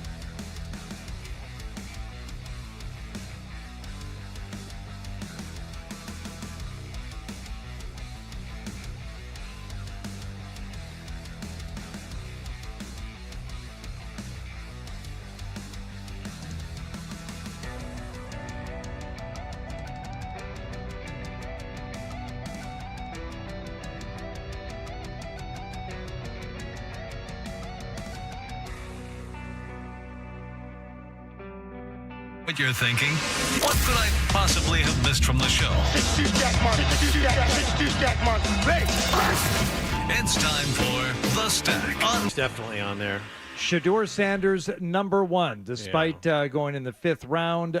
He led for the entire month, and you can have one of his jerseys for $129.99. Genty is obviously one. Ashton Genty is number 4, and you already said Travis Hunter is number 2. Got to be Cam Ward, right? Cam Ward, number 3. Right. And then it kind of... Who else is in the top 5? Abdul Carter. There you go. He is number 5. Well, then you figure that is Jackson Dart one? Jackson Dart, number 6. You're just killing it, Fred. Yeah. Who's that wide receiver from Arizona? Tate McMillan. Ted McMillan. Ted McMillan, number 7. You guys are now it gets hard. It's really it's going to be the right tackle that the Jets signed. I mean, obviously, or that the Jets drafted. That's what it's going to be.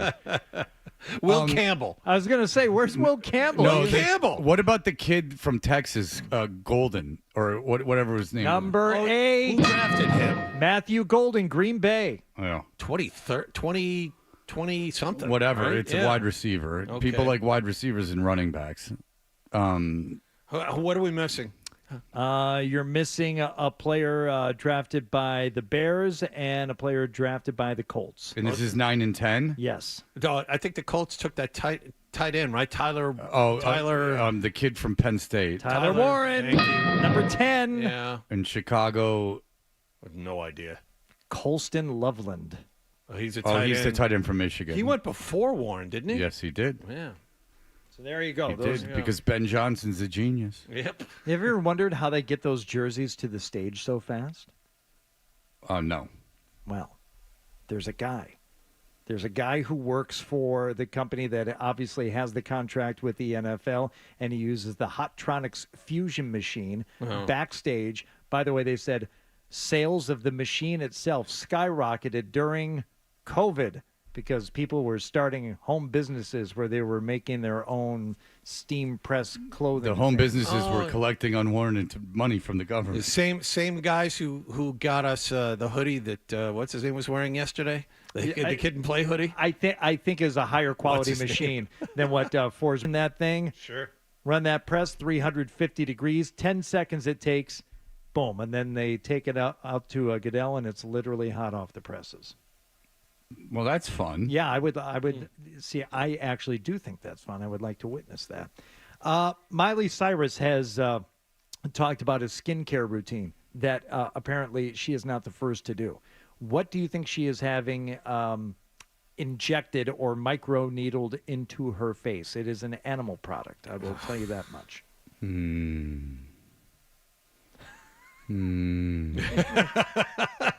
You'll never guess, so I'll just tell you. Salmon sperm. Oh, nice.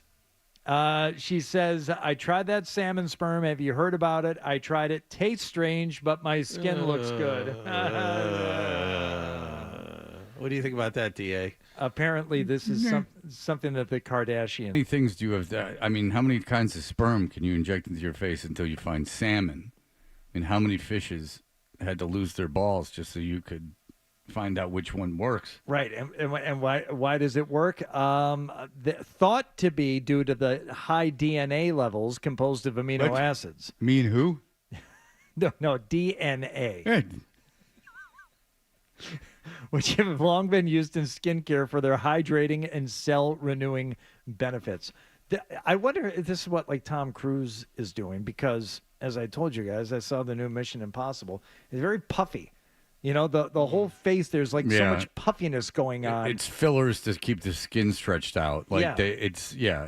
You'd be better off being like taut and wrinkly, I would think. Yeah, but the chances of sagging. So I guess I would assume what happens is that once you get enough facelifts, like your skin kind of is what it is, and then in order to keep it tight, you have to actually add to the structure of your face, because there's all these. I mean, they're on everyone's Instagram. These like evolution and photos of like people from when they were born and or when they were like teenagers until like they were 80, and like as the women get more and more older and older and older, like they keep looking good, but they don't look the same. And the main thing is that kind of like puffiness around the cheekbone area, puffiness like around the jawline. Like, yeah, you gotta keep that going. I don't mind that. It looks weirder on a guy than it does a woman. It's just the puffiness. I can't wrap my head around like somehow that looks better than just wrinkles. All right, I will take you to the park where I walk my dog, and you can see the women, the 60-something-year-old women walking around with tote bags, and I can tell you which one you prefer. All right, that's fine. The woman who's had some procedures done to her face, or the woman who's just let it fly. And if you can get through their scowl marks from their consistent scowling and judging, then maybe you have a certain type. Well, maybe it's not the judging. It's just the constantly having to tell other dog owners that they don't want to share their toys. Maybe if you keep your... I don't want to share, she said about the ball, is the four of us, her dog, her, me, and my dog. We're in a giant, giant piece of land. And she said, I don't want to share, as if I could go, Deuce, hey, listen up, buddy. That ball is not for you. What is this bitch talking about? She does not want to share. Yeah. Hey, Jimmy. Hey, Deuce. Buddy, look, that ball is not for you. Now, you can run and try to, like, get it, but then just let the other dog have it, okay? I don't want a dog that's trained so well that you just go, sit! And then he just, like, sits, like cowering in terror that, like, something horrible is going to happen if it, like, leaves your side. Let's get the hell out of here. Let's burn rubber, baby. There's a psycho dog in the park. Let us out of here. Come on, dude. Put the leash on me. Let's go. And then he starts pulling like crazy to get out of the park. Yeah. All right. That'll do it for us. Have a great day. Bye.